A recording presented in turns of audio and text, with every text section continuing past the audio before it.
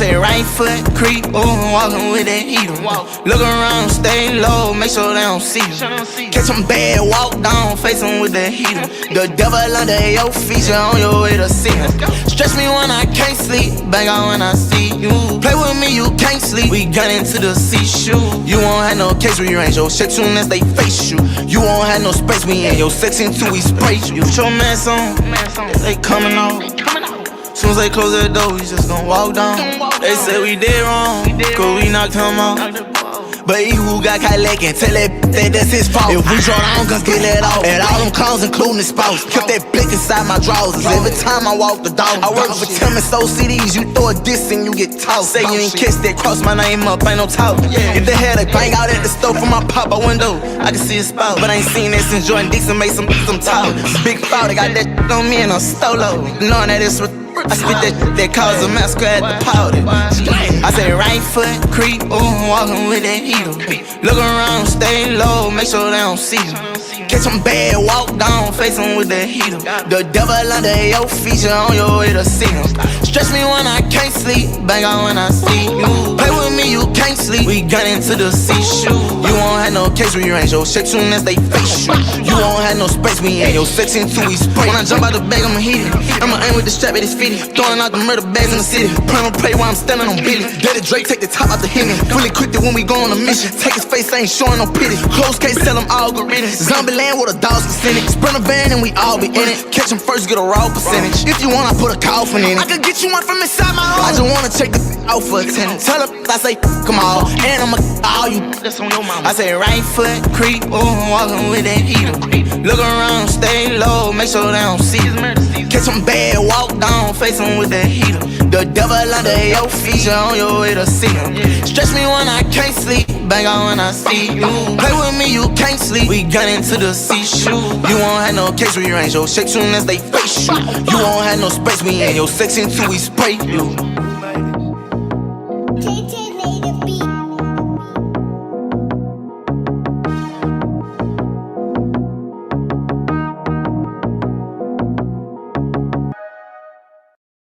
We Japanese still. You getting cooked in front of your family like a Japanese meal. It's y'all shoot the hibachi and none of you niggas can stop me, but can't help but watch me. So look, bro, I'm back. Haven't been active on my channel because I've been catching bodies on Super Wavy's channel. I've been catching bodies, double homicide, back to back, beating ass, taking names. It's the Japanese way. It's the Japanese way. I went over there with a Japanese blade. You understand? So my last debate was on an African continuity in ancient Egypt, and I put belt to ass. The people chose me. It was 65 to 35 or 64 to 35 or something like that in my favor versus Ruben. Before that, I debated Christopher Columbus' existence. I was the affirmative. I won that debate. Sunday, I got another debate on are the Berbers before Eurasians. So we can already put that down as a damn win. I just been killing shit. So tonight, I wanted to give you these videos earlier, but I started setting up debates, so I couldn't come out here and give y'all the juice yet. But I had these papers in my possession. I had all the papers for the new North African findings, and there's even more papers coming out soon about the Phoenicians, which is really going to hurt you niggas' hearts. All you Afrocentrics are going to cry when all of these papers come out. The Egyptian paper has still not released. That's coming out later on this year. As soon as it drops, I'm covering it here on the channel. But I had to just apologize for not bringing any live streams to you guys recently, because I've been focusing on pretty much beating niggas' heads in over there on Wavy's channel, man. Super Wavy. So, yeah, we've been killing people over there, beating niggas' asses and taking names, nigga. Real gang banging shit. Real Yap gang banging over here, nigga. So today I want to bring up the North African papers that came out that's really going to cook a lot of you niggas. What do I mean by this? It's because you people believe, you believe in this idea of this mythical planet where everybody on the planet has to be African. You believe that because you've been listening to suits like James Smalls, Infu Dishi, all of the clowns on side of the Shaka Atmos, Sarah Sudan Seti. You've been listening to these crazy nut jobs instead of going to the people that do it for a living in the fields that matter, in the fields of anthropology, the fields of genetics, paleontology. You ignore them in favor of pseudo mumbo jumbo. And what's happening is these new papers that are coming out are just flying in the face of Afrocentricity. Afrocentricity in 2025 is not alive, but y'all trying to Frankenstein this shit. Y'all trying to hold on for dear life and hold on to hope and faith. But y'all want to talk about religious organizations. Y'all more religious about y'all mythical African migrations that don't exist in real time. Y'all more religious about that.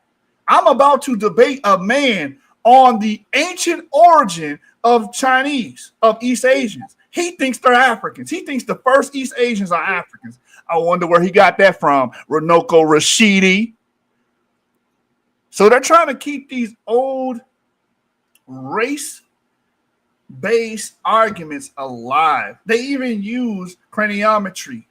I had a brother arguing me down about craniometry, which is an old race science. Old racist science, scientific racism. That's the origin of craniometry. For anybody that's watching that don't know what that is, what they would do is they would look at the shapes of different skulls and they will say, oh, well, this skull represents this race, the Negroid race, and this skull represents the Caucasoid race, and this skull represents the everything in between. So they would do stuff like that. And you got people in 2025 using 19th and 18th century ideologies and methodologies, bro.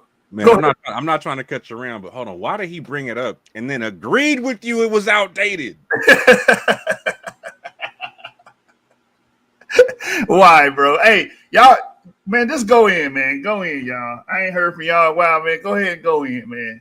No, finish around. I just had to say that one part right quick. You know, so I'll definitely go in at one point, but like, yeah, go ahead and finish around. I didn't want to catch you, but that part, bro, that had to be said. That had to be said. That he agreed with that. I've never seen that level of like. I'll say this one part. I've never seen the pseudo put on Front Street like it was in that debate, bro. Like, dude literally told you, like, nah, I already know this is outdated information. Or, for instance, right, acknowledging the difference between phenotype and then he's like, I'm choosing to go with phenotype. I was like, oh, shit. I'm choosing to go with phenotype. I'm choosing to be a pseudo. You can't make this up more. You can't make it up. But this is the state of the community that we are in. This is the state of the community. Everybody wants to believe in these mythical stories of the whole world having to be Africa. And like I said in my debate Sunday, the issue here is you guys don't understand divergence. Yes, everyone comes from Africa, but as they spread out, as they matriculate into other areas and other pockets of society, even within Africa, they develop unique genes, unique gene frequencies, unique SNPs, STRs, AIMs, autosomes that become distinct within each population. Which would make them non-African. Hey, thank you, Sean. Thank you. As you see, I got my Shan Pipple avatar up today because I'm celebrating all of the Afrocentricity and the pseudo nonsense being killed.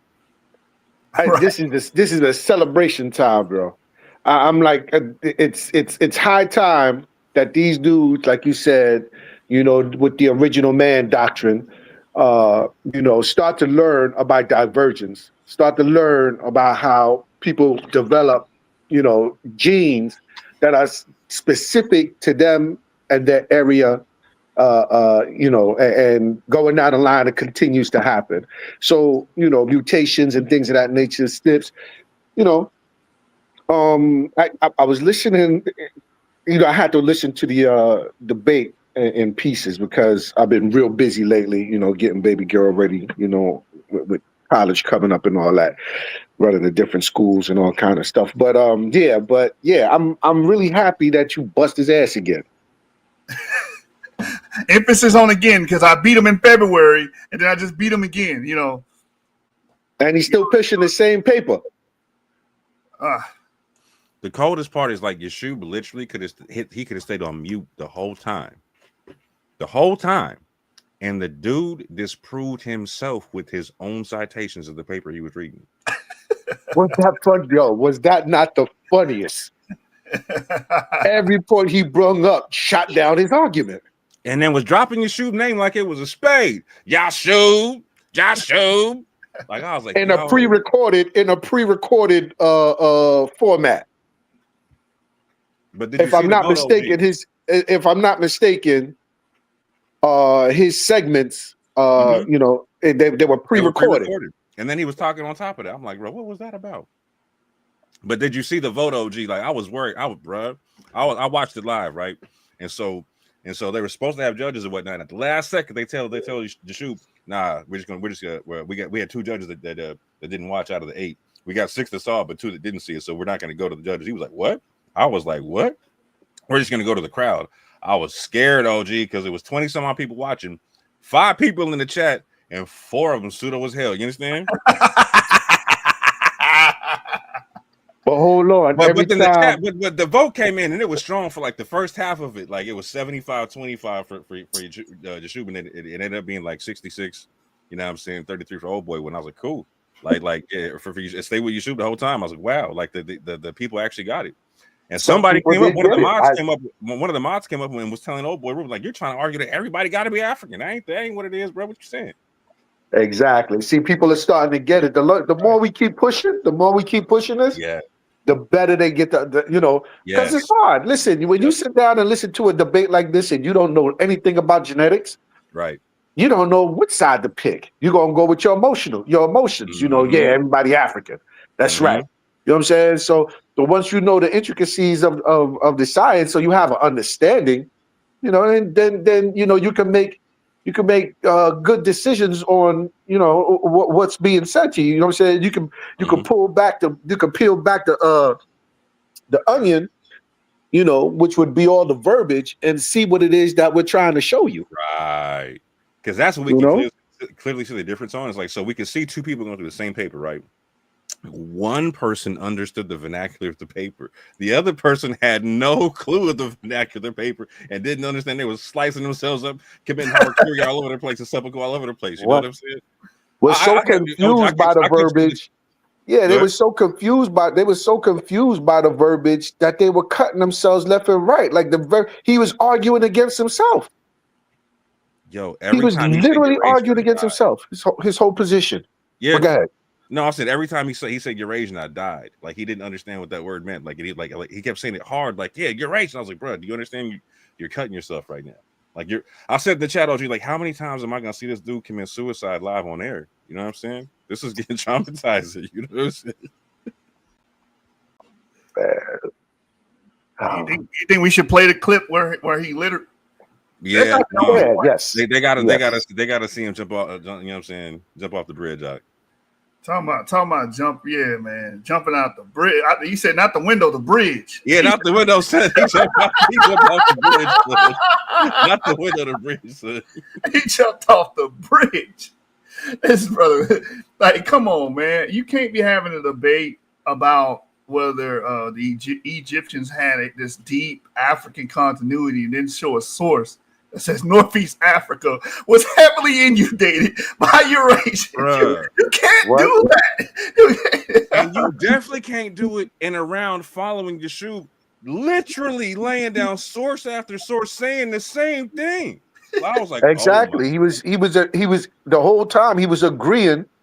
Didn't even realize it. He was agreeing with everything Yashub was saying. Oh, this shit was crazy. Seppuku, bro. I'm telling you, Japanese ritual suicide. Won't they do it? Yo, play the clip. But before you play the clip, I'm sorry. You got it. Go ahead. I want you to play the clip, but before you play the clip, I got a question. Who the hell wants to debate you now on who? On what was it, Chinese or Japanese being? So Sunday I got Silky. Silky thinks the Berbers are before the Eurasians, which is just crazy. What? Yes, that's our topic. All the Berbers. Wow. Yo, Berbers is a recent. That's a recent. Let's go. In 2025, pseudoism must die. That's a recent nomenclature. That's a recent. That's you know what I'm saying. Berber. That's a recent title for people. Oh my God. All right, but go ahead. I don't want to fuck up the debate, but go ahead. What else? What else? The next debate is going to be against a guy named Yaratazaka, and he believes that the first East Asians, the early Chinese people, and we're not even talking 20, 30,000 years ago. This is the crazy part, because he shared some things with me in the back chat. He thinks like 3,000, 4,000 years. Yeah, he's talking about the Shah and the Shang dynasty. He's going to get it out. Niggas. Yeah. So what does he show? And wait, he's probably going to show pictures of dark-skinned Asians, East Asians, dark-skinned East Asians. Was citing Negritos OG. I was like, no. Negritos, oh my God. Like, please don't do that.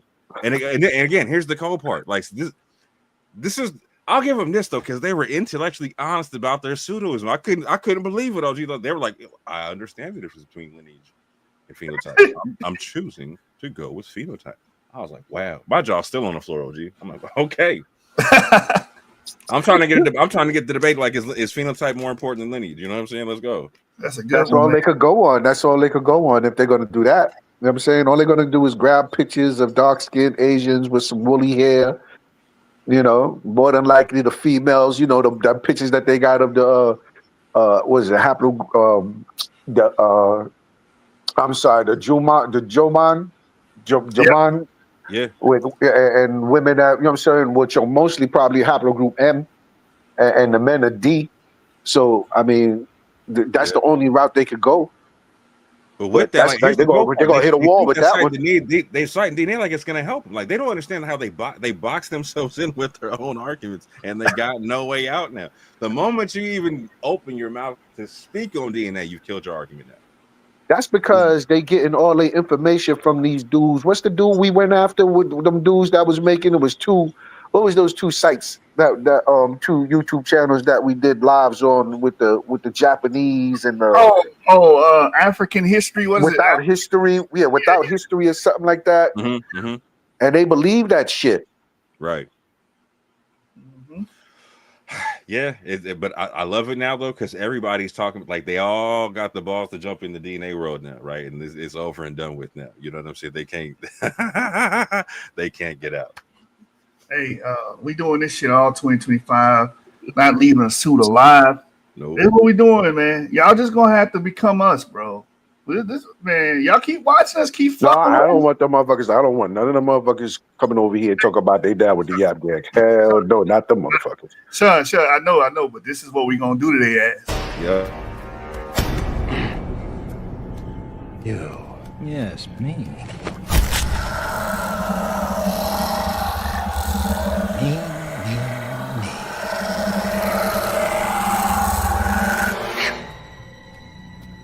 Me too.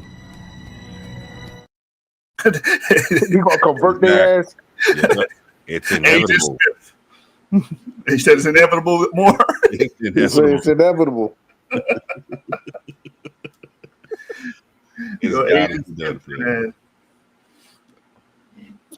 But yeah, man, Japanese ritual suicide at its finest, and they all do this.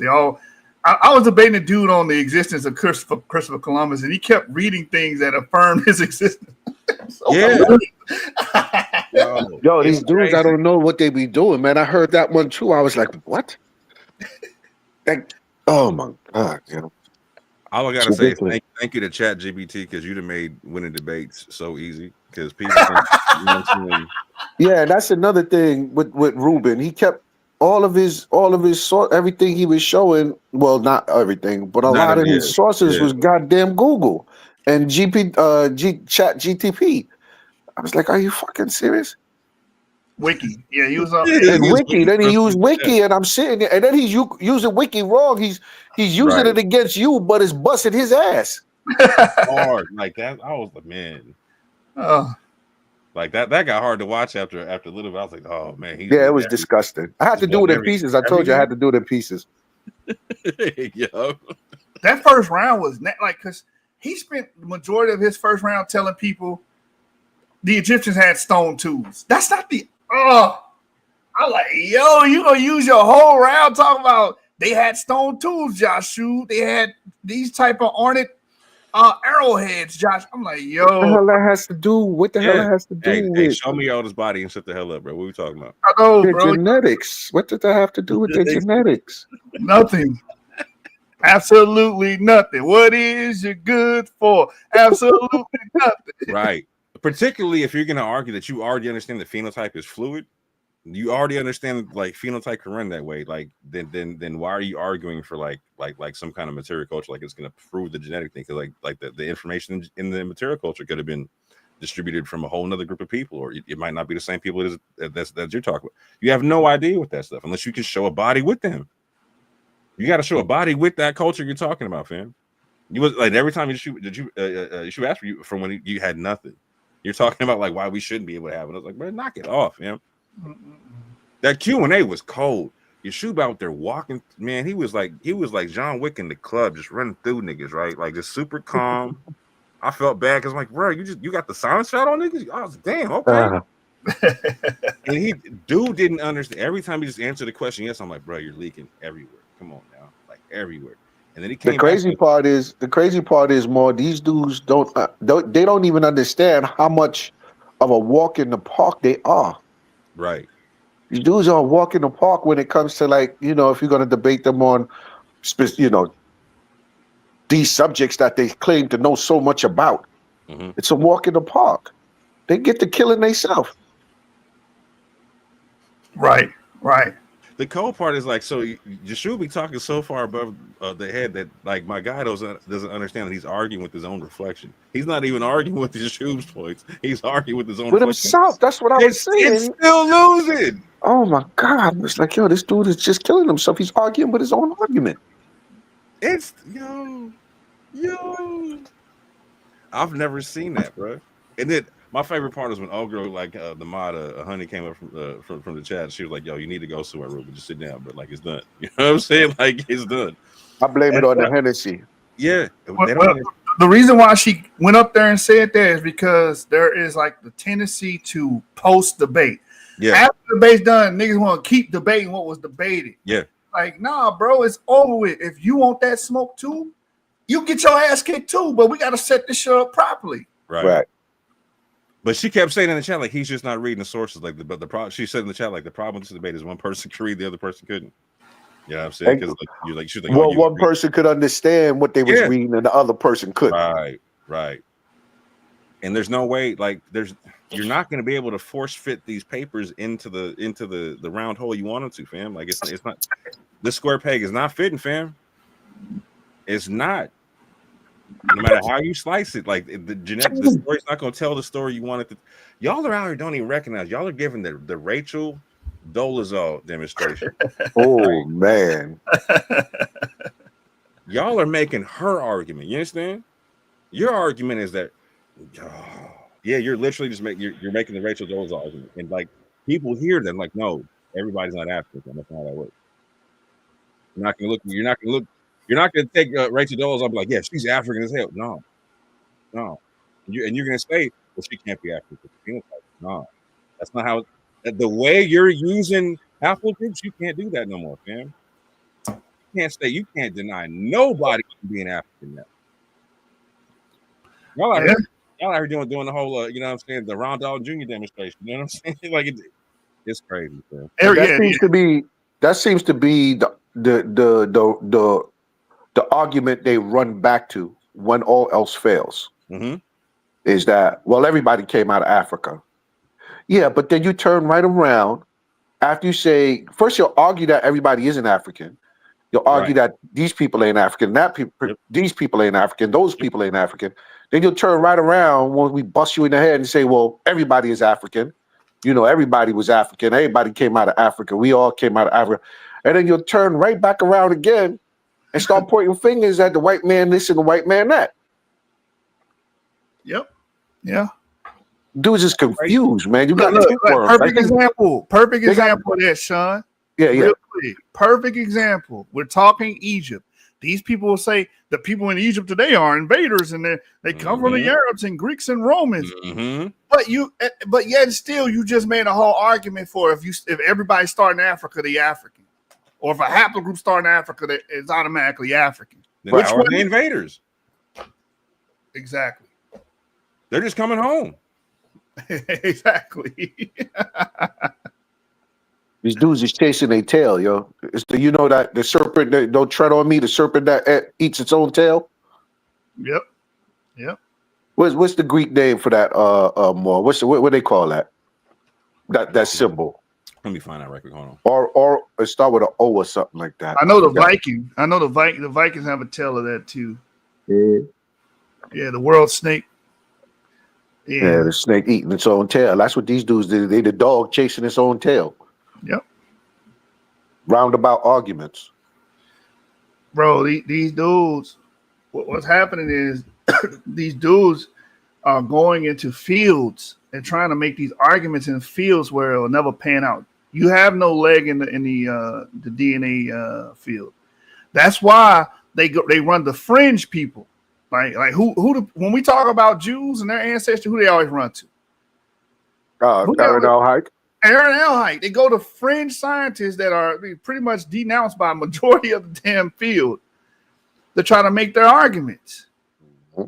That's the only way they can get any kind of leverage is by going to these people, because they know the general consensus, the field itself, is not rocking with what they're saying. No one in the field of genomics, no one that's worth their salt will make these claims. They know North Africa is differentiated from the rest of the continent. The populations are heavily Eurasian alike or Eurasian adjacent.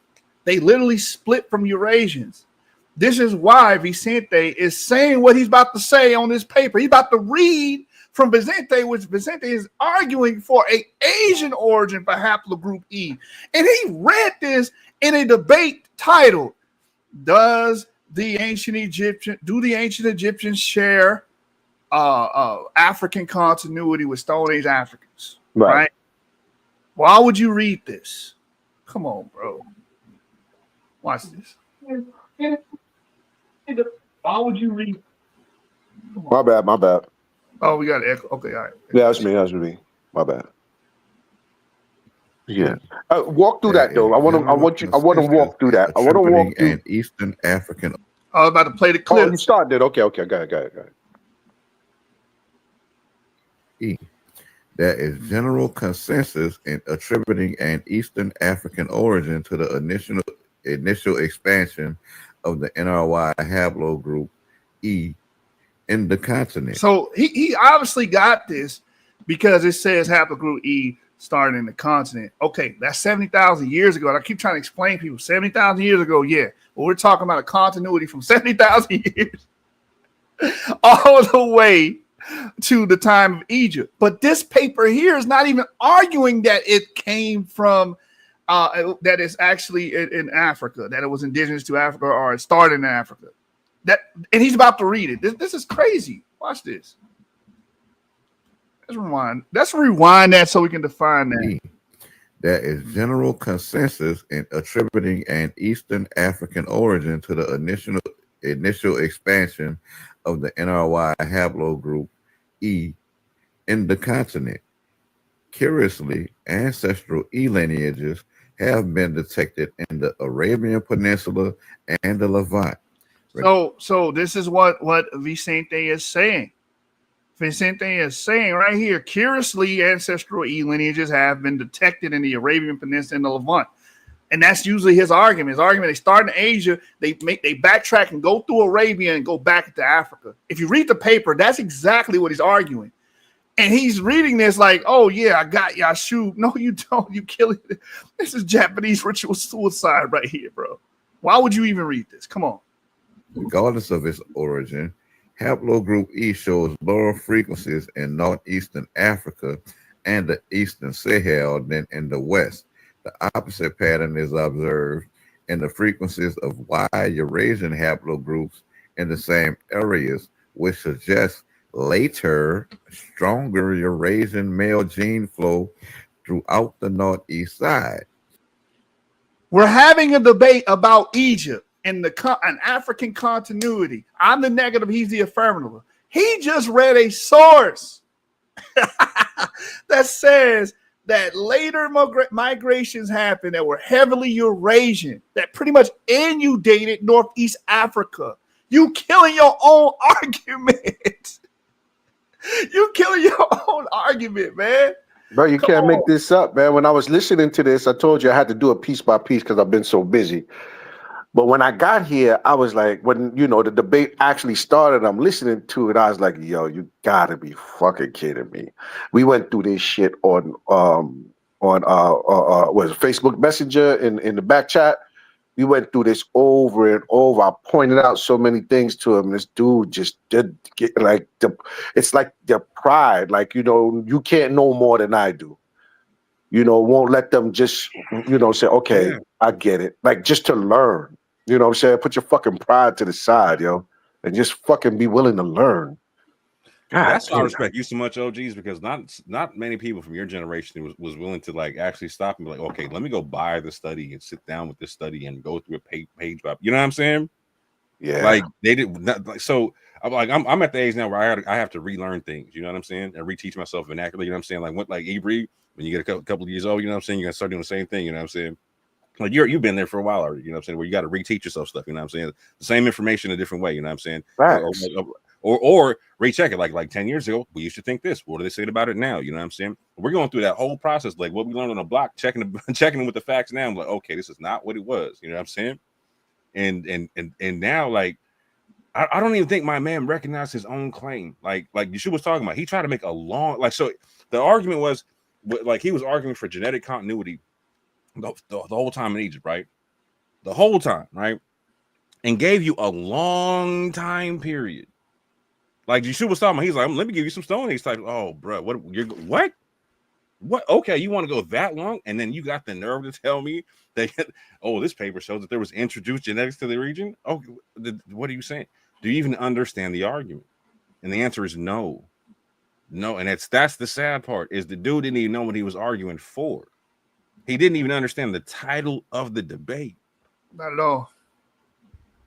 Not whatsoever. He didn't, because you read stuff like it says suggest later stronger Eurasian male gene flow. That's what the paper is saying. In Northeast Africa, where Egypt is. Oh, you read this, bro. Right. So it's impossible for there to be continuity at that point. You talked about the genetics being introduced. You didn't say like they never came. He's like, no, we believe it came in like this. Oh, okay. And this is another thing that I don't get about some cats. You know what I mean? Like, you say, you like science, you know science, you know history, you know this, you know that. You know what I'm saying? You can't tell me I've been doing this for this amount of years.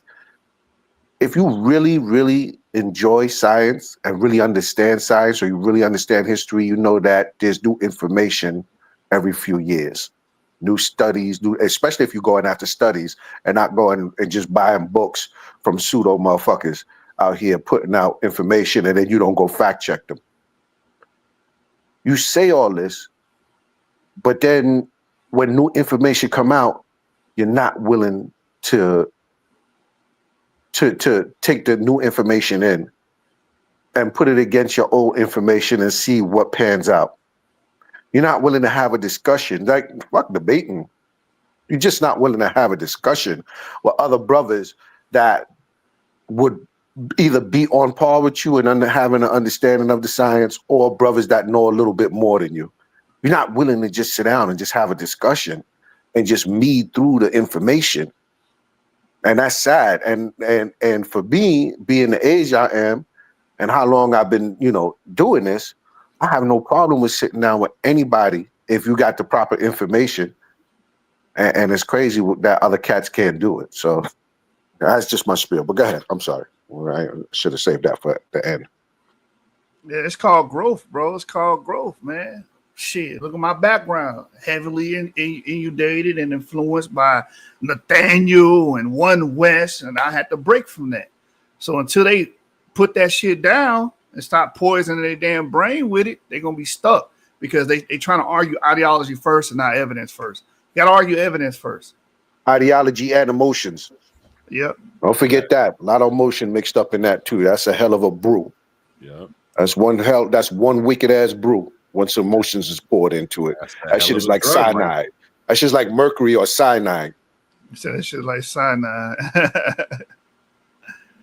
This shit is crazy, bro.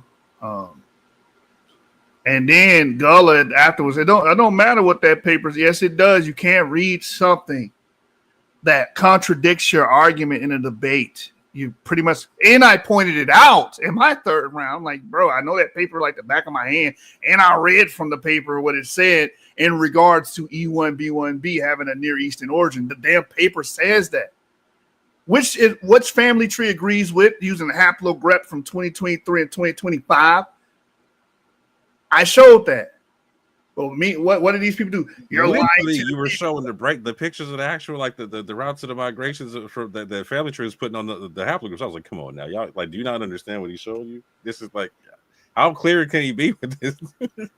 Look, I'm gonna show y'all what I did. Look, this is Family Tree Discover, right? This is a tool you get once you get Big Y. Everybody on the panel got their Big Y, so they have access to this. All you gotta do is go here. Where am I at? Go here and type in the clade that you're looking for. EM35. This is the father clade of all the rest of the clade, 70A, and then later V22 and all of that, right? So if I click it, EM35 comes from EM215, 33,000 BCE to 23,000 BCE is when EM35 diverges from its parent clade. And this is what they don't understand. Clades diverge. This is called divergence dating. Populations diverge. They split. They become unique. This is what they don't understand. If things work the way they think it worked, there would be no genetic differences between nobody. Because we all come from the same pool of men that came from Africa. We all do. But obviously there are genetic differences and distances between populations. So then if I go to Globe Trekker, it's going to give me the origin of EM35. Where is it at? Outside of Africa, just like I showed in the debate. And then EM78 travels from here, this Levantine region, across. So if I go down and let me see, where's EM78? Is it V68 or no? Yeah. So V68 becomes EM78. Look at that. Now you're starting to see the carriers of EM35. These group of men travel into Africa from where? Outside of Africa. There's a reason haplograph is doing this. It's because they understand most of the genetic data is pointing to a back migration. When it comes to autochthonous North Africans, they result from a back migration. So it only makes sense that these E1B1B carriers were outside of Africa. It only makes sense. And even if I go to J, haplogroup J, because these are geneticists updating this based off of the genetic data that's available. And all of it's pointing towards this. If I keep going from EV68, what's going to happen? EM78 is formed, and they have it being formed in the west coast of Africa. But its antecedents come from outside Africa and go back in. This all makes sense. This is in line with the up-to-date science. So now, let's type in haplogroup J. Watch this real quick. I'm going to show y'all something. Oh, you know what? That's JP58. P58, my bad, y'all. So there's J. As you can see, it spills into Africa now. Africa as well. But it starts in the Caucasian region. And where's it at? Just like your paper said, Northeast Africa receives a lot of heavy Eurasian gene flow, including the E1B1B downstream clades. I read paper after paper after paper saying that. You read papers saying that. You read Schumann et al. 2017. It literally tells you that. Literally.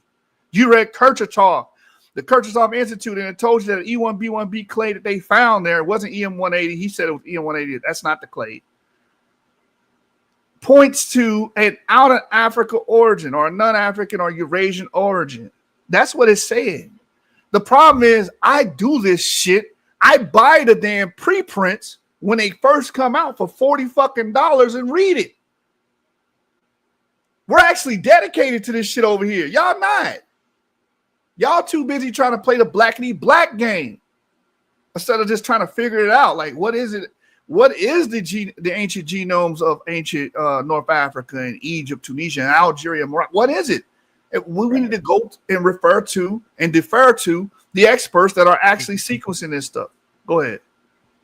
No, I was just going to just back you up on that. Like, for years, we've been buying papers. If we can't get, because, Ivry and, or the Green Saharan, which everybody know them as, Ivry and Shari, they're in school.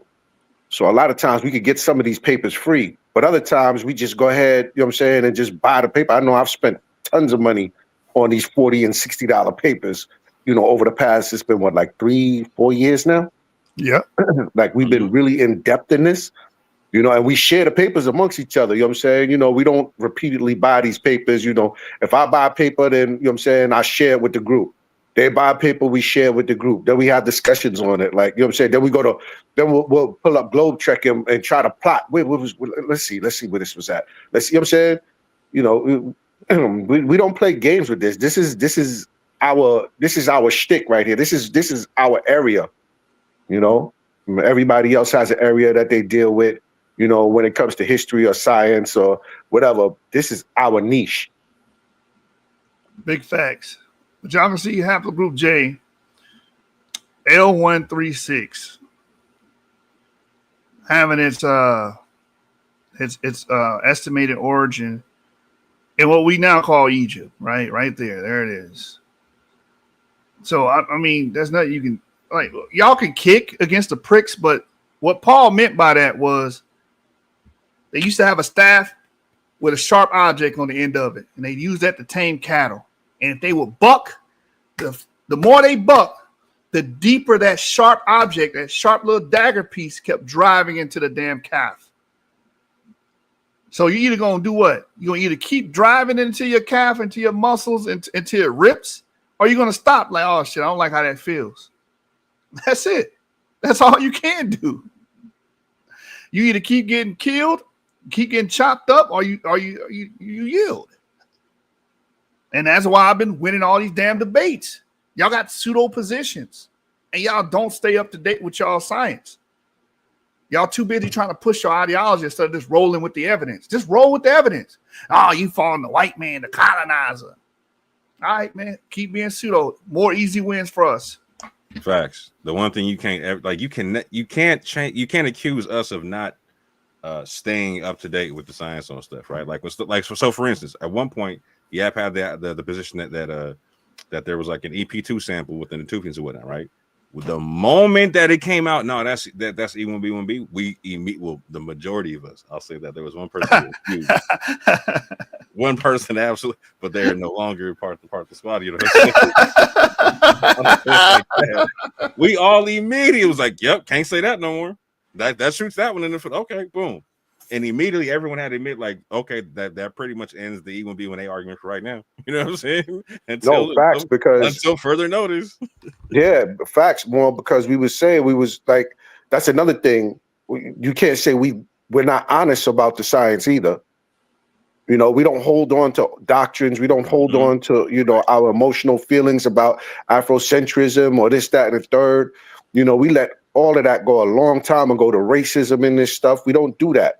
You know what I'm saying? So we got people of all walks of life that follow us on Genesis 49 is the Facebook page, the resource page. We got people from Ireland, Jewish people, we got Italians, we got everybody, that follow us, and they say they like rocking with us because we don't put nobody down. You know what I'm saying? We're very honest with the science. We don't, you know what I'm saying? We're just honest with the science. That's it. That's the biggest part of all of this. You know what I'm saying? Put your pride and your emotions to the side. Just be honest with the science.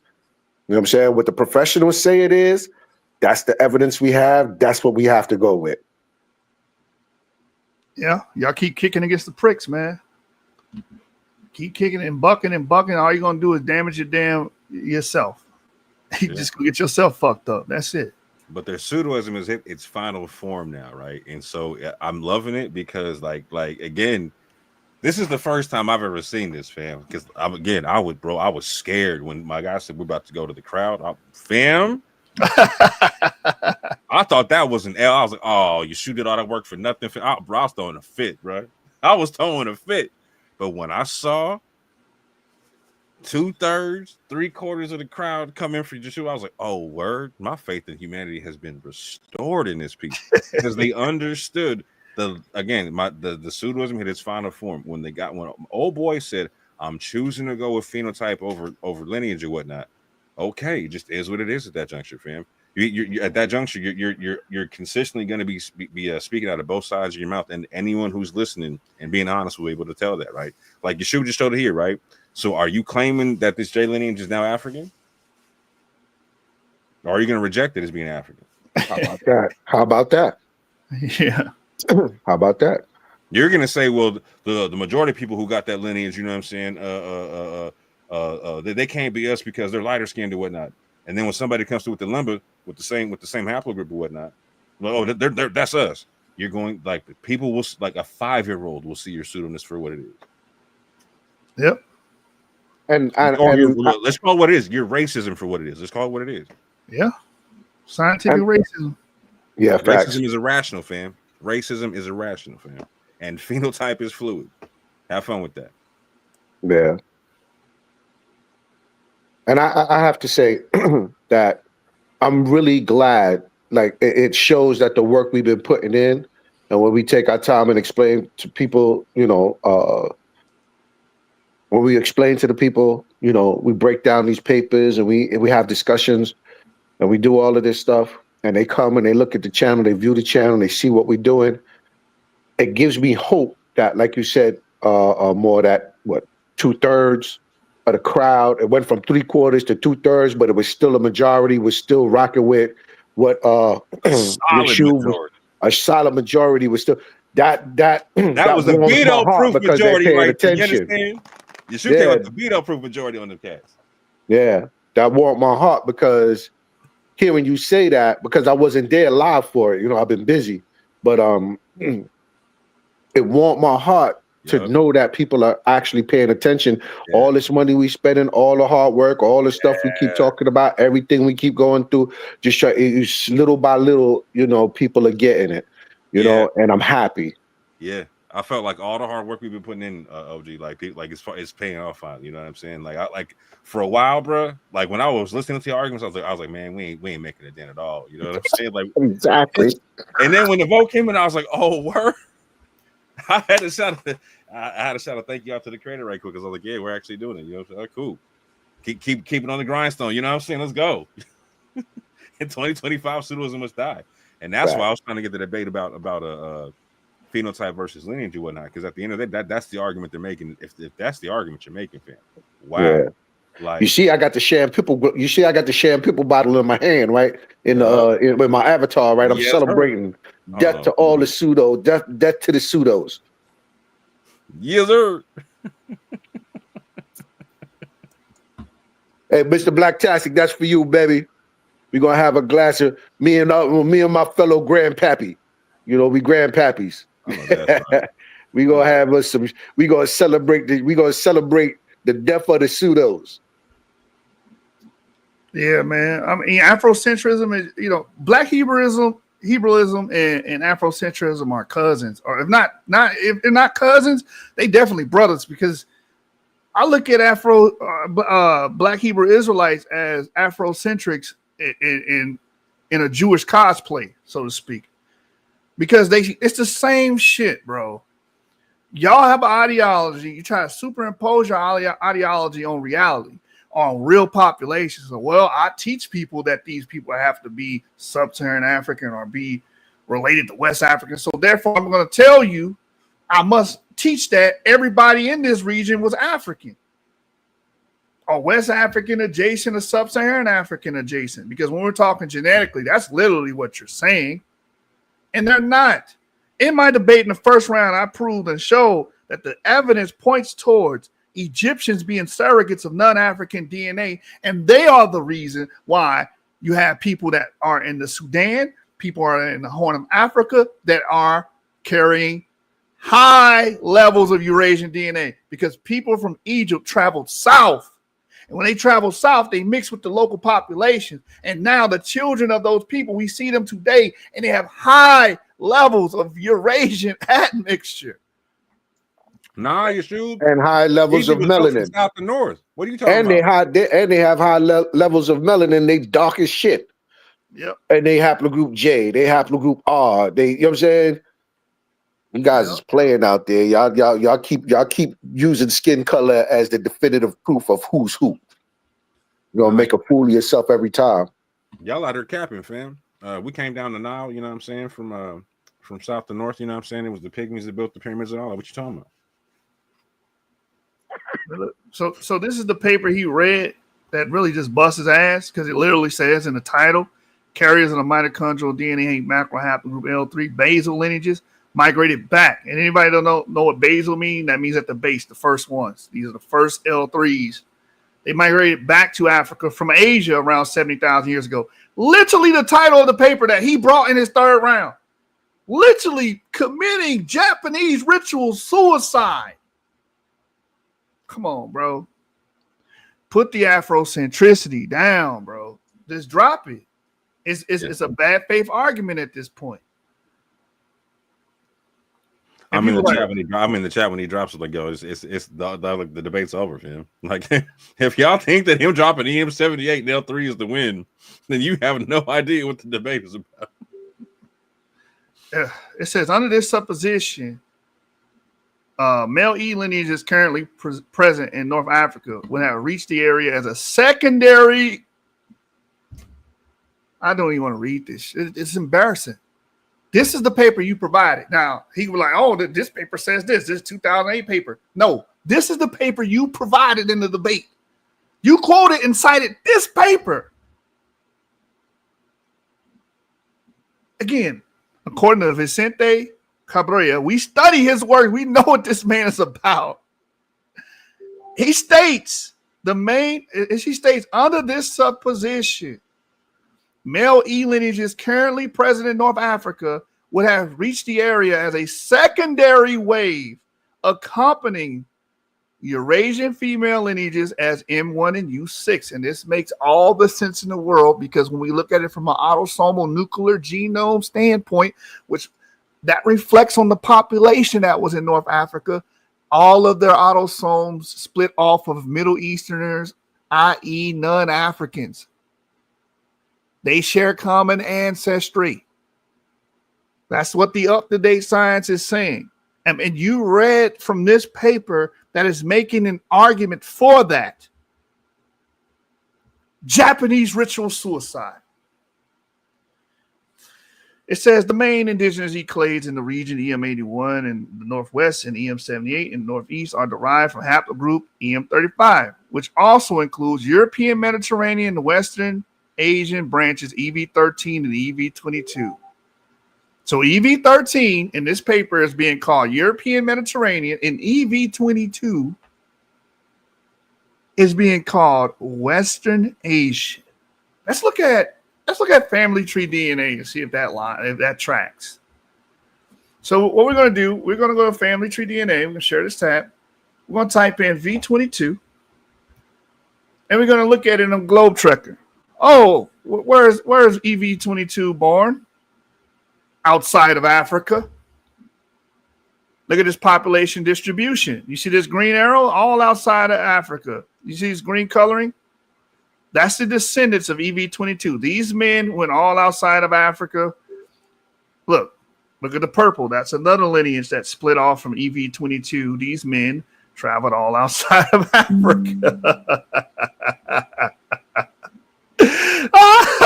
So this tracks with the papers, bro. Y'all gonna keep getting beat up on this shit, man, over and over again. Like Nelly and old boy. I replay it over and over again, and it hurts so bad. Yeah. So yeah, that was man. the hit too. That was the hit too. I'm sorry, that was the hit. Oh yeah, that was a major hit, bro. shoot. So we go back to this paper again. This is what you decide. I didn't even share this paper during my debate. I thought about it because I was like, I really want to. I'm the negative, so I really want to take all your arguments from you. And I felt like if I go to this paper, it's really just going to crush you. It's just going to destroy you. But you did it yourself. I didn't even have to do it. You pulled the trigger. You know, I put the rope there. You kicked the chair. You know what I'm saying? So yeah, I find it interesting. This is a learning moment, man. You got to learn from it, or you just gonna double down and keep doing the same thing. Y'all gonna keep reading the sources I know it feels like we beating up on him and we trying to embarrass him and all of that, but to be keep real, just like my man, you just see your shoe just calm down for a quick second. It was like, you know what, this is just a learning moment. Like, you know, we having fun with it, but at the same time, it's a learning moment. Like, you know, don't take it that serious. It's something that you just take in stride, yo. Yep. Oh man, let's go back to the paper. So it's calling EV22 West Asian and EV13 European Mediterranean. It says in conflict with earlier studies that considered a Paleolithic implantation of EM81 in the Maghreb. Later work suggested low macrosatellite diversity of this clade in Northwest Africa is better explained as a result of Neolithic or post-Neolithic GeneFlow episodes from the Near East. You literally quoted from this paper. Stay away from Vicente. If you see Vicente M. Cabrera's name on a paper and you're trying to make an Afrocentric, Afro-blackity argument, don't read nothing from Vicente. But just leave him alone. He's going to shut that down. Exactly. He's not with that. Yeah. His whole purpose of this paper is to prove L3 and E lineages arose in Tibet. How do you do that? How do you go to a paper that is diametrically opposed to what you are saying? How? How do y'all keep doing it? This is how we know they don't know, because, you know, this particular geneticist, whenever you read his papers and he's bringing up these particular excuse me, y'all can hear me? Yes. Oh, I'm sorry, because I seen you had he had this thing up. But yeah, he puts this up.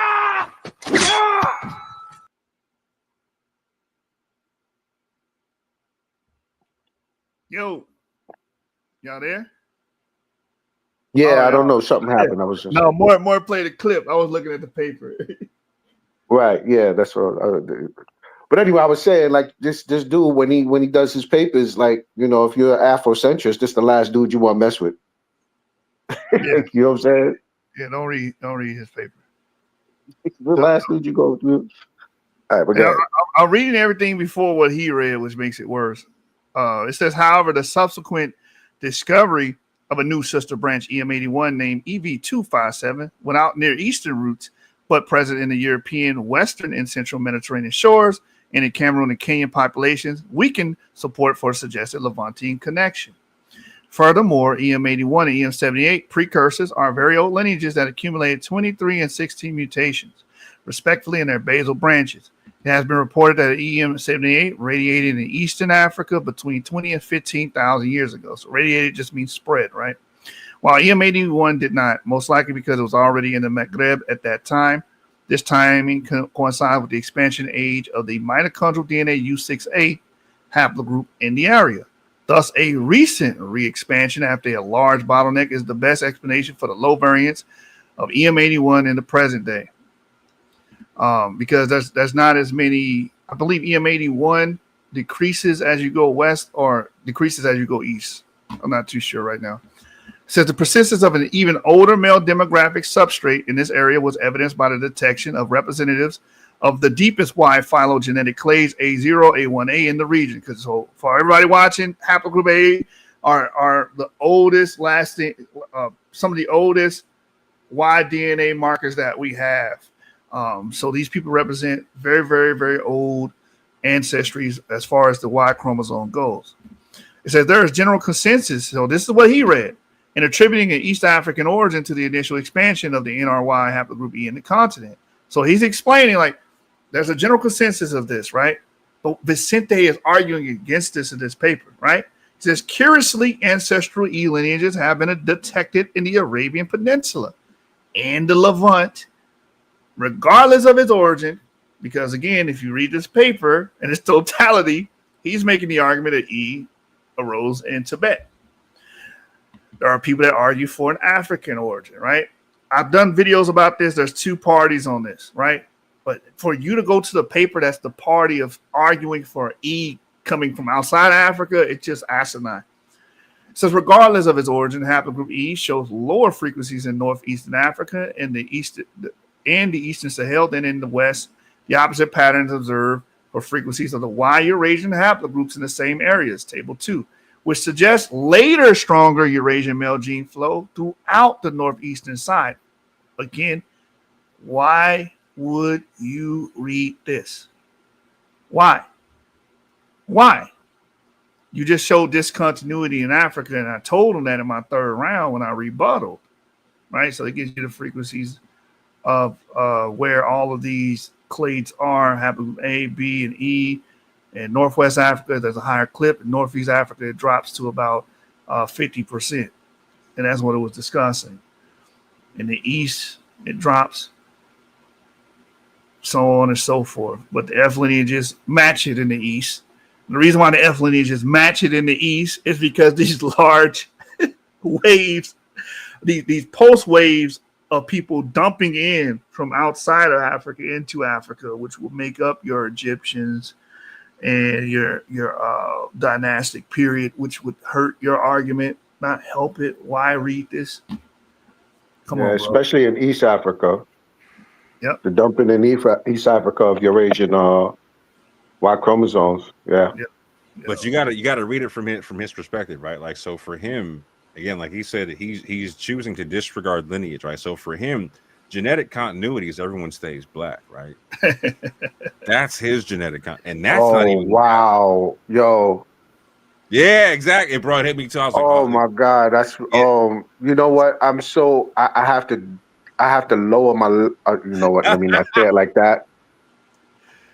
Oh man, I don't want to be disrespectful, but I have to lower my. I had to lower. Oh my god, never mind. Go ahead, bro. Oh shit. It made sense when you heard it, bro. I went to this. It hit me the same way. I like it because I had to sit. I was like, "What is he? Was he really saying that?" I was like, "Yeah." I ran back and listened. I was like, "That was his argument, basically." Okay. And so if you go back and watch the debate or whatnot, again, I just played like a 30-second recap of the debate. You know what I'm saying? Yeah. It was basically my guy committing stuff up to like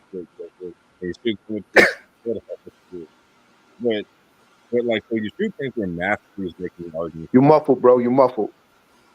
Hold on. What about now? Yeah, you're good now. Okay.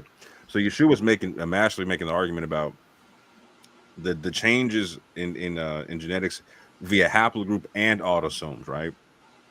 And Yeshua, if you could, can you run back up to the part of the paper we're talking about haplogroup A? So my man was talking about like there being the Antirian culture, but he was discussing the Antirian culture. Like, I'm just trying to keep it real basic for people, right? Like, on the sense of like he's arguing for genetic continuity for eons, fam. And for him, he needed to be able to show like haplogroup A, right? And not just that, like, in order to defeat Yeshua, he needed to be able to show like haplogroup A and B being in these parts of Egypt, etc., whatnot. The right. whole time, right? The whole time, but not just that. He needed to show their autosomes not changing, right? He needed to show people not coming in and them not intermixing with people, right? And he couldn't show that in any way, shape, or form. Everything he kept showing was to the exact opposite. To the exact opposite. This is when other people came in. This is when other autosomes came in. But all right, that's you fumbling the whole ball, fam. Excellent explanation. Excellent. Yep. And then you read on. I think I did a whole video reading this paper top to bottom. But read here. They said it appears E and the L2, L3 expansions were strongest in Western Sahel, Western Guinea, where they replaced the majority of the oldest mtDNA, which is L0 L1 and Y chromosome A and B lineages, which was what he was just explaining. So again, this is not arguing for anything Ruben was saying or any Afrocentric was saying. It's actually saying that these people are Eurasians and they back migrated into Africa. Let me get one more point here. Where's the L4 statement at? L2, right here. Boom. It says, under our hypothesis of an early return to Africa from Eurasia of basal mitochondrial DNA L3 and Y chromosome E lineages, bro, you did not read this paper. And their expansion approximately 70,000 years ago into East and West Africa. So these people returned to Africa and then expanded to East and West Africa. These lineages replacements must have begun very early. It appears that in the first expansion, mitochondrial DNA haplogroup L2 was incorporated by female assimilation. This is another thing they don't understand. It was like if E1, B1 was in the Levant, they would have been mixing amongst themselves. No, they wouldn't. E1, B1 are males. They would have to mix them amongst women. And majority of the women they would mix them with were Eurasian. So that didn't even make sense. So vice versa. When they go into Africa, they mix with the local women, right? Men don't make babies with men, they make babies with women. Facts. That's why when they back migrate, you find people with haplogroup J, haplogroup R looking black, looking like West Africans. Like, you know what I'm saying? Looking like, well, you know, once they back migrate. But go ahead, bro. I'm sorry. Right. It says, whereas their hypothetical Y chromosome haplogroup B counterparts were outcompeted by the incoming E chromosomes. An ancient expansion from a Central African source in Eastern Africa at 70 to 50,000 years ago has been associated with haplogroup L2. Similarly, an expansion within Africa 60 to 80,000 years ago involving L3 and possibly L2 was detected long ago. This later expansion was considered a crucial event in the exit of the modern humans from Africa into Eurasia. However, our proposition is that it signaled a backflow from Eurasia and subsequent expansion into Africa. That's Vicente's argument. Do not read this man's paper in any future debates. Just stay with the old shit, 2008, 2007, because you just was killing yourself even mentioning this damn paper. And all I had to do was this. I read a portion of it because we only had 10 minutes. I couldn't fully rebut you, right? But I did enough. All you got to do is stroll up. Everybody understands pictures. L3, the star by the haplogroup, it means ancestral. So it's depicting an L3 starts in Asia. That's right. In Asia. In Asia. Here's another depiction. L3. It starts here. They split from L4, then pre-L3 and Eurasian, and they travel, and then they come back. That's that's what's being proposed. And what splits off of L? What are the two? What are the two mitochondrial haplogroup M and haplogroup N? Yeah. Exactly, and that's why they're so thoroughly Eurasian or East Asian. Yep. And what you see in North Africa, early North Africans have haplogroup M and they have haplogroup. Then we got N with the Green Saharan paper. Someone asked about the Green Saharan paper. See in there. Those are all signals of back migrations. Back migration. Mm-hmm. These dudes don't pay attention, like they don't understand. And you know,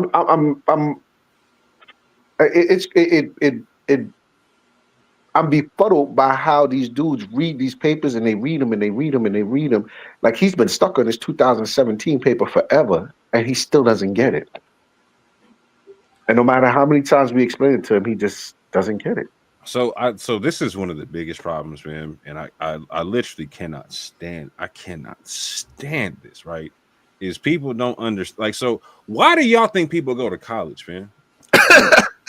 Like, what do you think people learn in college, right? I heard one teacher broke it down just real plain and basic. You go to college to learn the language of the field you're trying to go in, right? How about that?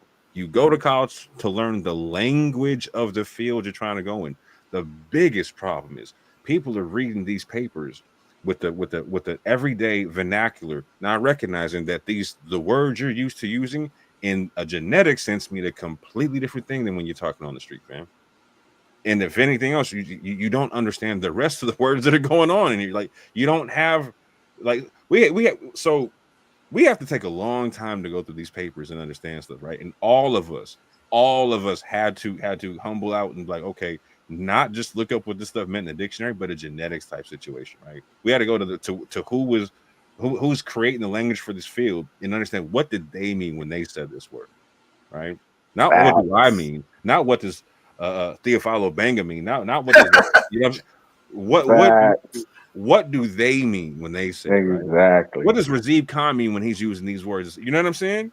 Yeah. They don't understand that concept, right? Which is why they don't understand that they're shooting bullet holes in their ship, sinking their own battleship, and they think they're winning the war, and we're just laughing. We got our feet up, you know what I'm saying, drinking champagne with OG, you know what I'm saying, like facts, watching your boat sink and keeping our powder dry. Yeah. And to keep it in layman's terms, if you want to keep it in layman's terms, look at lawyers, right? Even like paralegals, right? You go to school to be a paralegal. Even if you're a dude that's locked up, when you submitting papers, you in the law library trying to get yourself out of jail, what's the language you got to learn? Legalese. Exactly. It's 100%. Called legalese. You got to right. learn the language in order to be able to, understand what you've been charged with, break it down, go into the law library, look up case files, you know what I'm saying, and try to get yourself out of jail. This is no different. So when people tell us, like, your guys ain't professionals, you ain't no professor, you ain't no geneticist, no, but I understand what the hell they talk about, and your black ass don't. That's a fact. That's a fact. So to finish this off, it says, moreover, our hypothesis of an early return and subsequent expansion inside Africa for carriers of L3 and E haplogroups might help explain the Neanderthal introgression detected in the Western African Yoruba and the Northern African Tunisian Berbers, which is even up-to-date papers are saying that they don't see the Neanderthal admixture in like rainforest hunter-gatherer groups and like Khoisan groups. Well, not so much the Khoisan groups, but other surrounding Khoisan groups, because they have it because they mix with East African farmers. But those that didn't mix with those isolated groups, those isolated hunter-gatherer groups, they don't have it. And one of the explanatory models is that it's because this deep in time migration into Africa took place that could have, involved L3 carriers and E carriers back into Africa. That's what this paper is saying. See, I did not go to this paper. My paper, my strategy was very simple, just to show that the dynastic Egyptians were heavily Eurasian and that North Africans themselves split from Middle Easterners or Eurasians. That's all I had to show, and the debate was over. My opponent read this paper. He pulled his own skirt up. Yo, I literally left and came back at one point. You know what I'm saying? Grabbed some drink, came back, and I saw his round, and it was pre-recorded. I saw this up. I was like, is this somebody comment? Because I missed half of Yeshub's first round. I was like, is this somebody commenting on Yeshub's first half of his first round? And then it hit me. I was like, oh, this is Ruben. I was like, oh, snap. Oh, snap. And on top of that, what I love about him citing this paper is like, so a lot of them cats over there are the same Afrocentrics that we talking about, like Europeans descended from the Neanderthal, the 730 whatnot. And this one gives you a double slap in the face. You know what I'm saying? Yeah. Just so you understand. You know what I'm saying? Guess who your cousins are? Yeah, Africans definitely do have Neanderthal ancestry. Exactly. And if those that don't, they got ghost DNA. There's some archaic DNA in all of us. Yeah. Because we procreated with them at one point. We did. So what it is. It's just is what it is, man. And we could prove that too. Anybody want to debate that? You know what I'm saying? Get at us. Yeah. So Vicente Cabrera released a paper last year, pretty much doubling down on what he just said from the paper from 2018, right? Early male and female footprints of modern humans across Eurasia and Australasia. It says, as an alternative to the recent coastal southern route followed by modern humans to colonize Eurasia out of Africa around 60,000 years ago, and under the premise that evolutionary rate-based correlation ages slow down going backwards in time.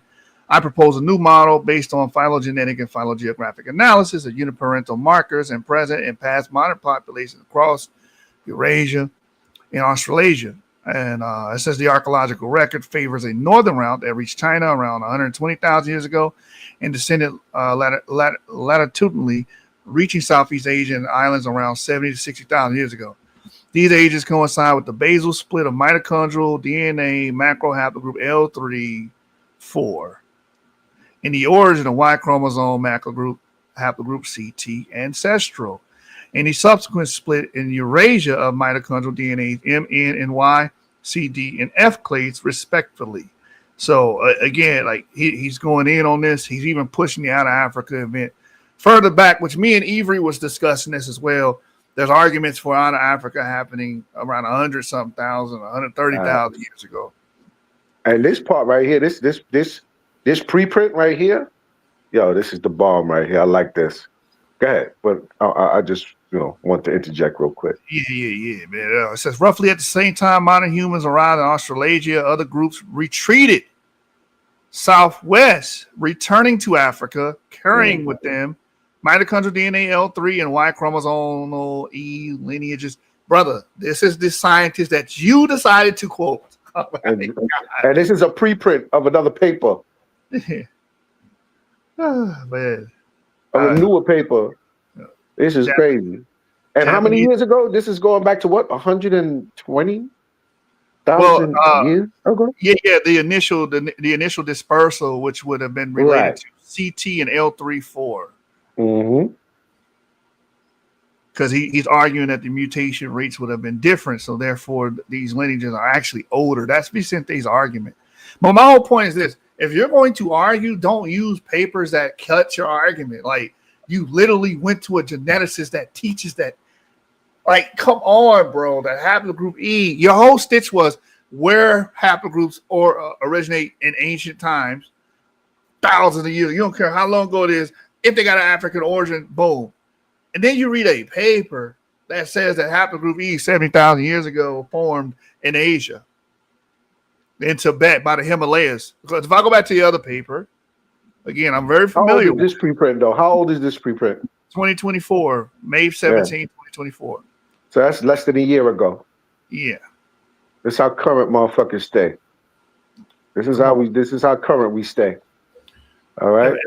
Yeah. If I go back here to the paper in 2018, Control F, and then I go to Himalayas, right? Right here, look. Let me see, 5.8. Where is it at? Because I remember me and Avery was like, "Oh, you believe they was in Himalayas?" Like, that's what the paper says. Paper says. It says it right here. It is likely that the divergence of Y chromosome DNA haplogroups occurred up to the Himalayas and in or westward of Tibet, which coincides with the hypothetical bifurcation center proposed for mitochondrial DNA L3 macro haplogroup. Basically, lamest terms, the haplogroups split from each other, diverge there. That's why you got people in Japan with haplogroup D, in East Asia with haplogroup D, and when you go west, you see haplogroup E. That's how he explained it. You did not understand the geneticist nor the paper, because this geneticist, this is what he pushed. He pushes this model. He pushes this model to explain haplogroup DE, because we know D markers and E markers are related because we all have YAP. All of us have YAP.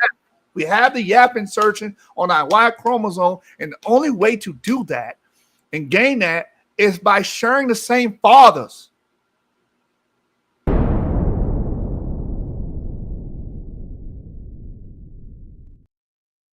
We gotta do better, bro. So for the split to happen, to go so far east and to go so far west, they're putting a mid-range point. The model shows the model is showing a mid-range point, which would be a Eurasian model for DE, and when it arose and where it was at and where D and E broke up at. Right. Because if you read this whole segment right here, man, why would you go to this paper? Look what it says. My head's starting to hurt just thinking about if you're arguing against something, don't read from. Oh my God, bro.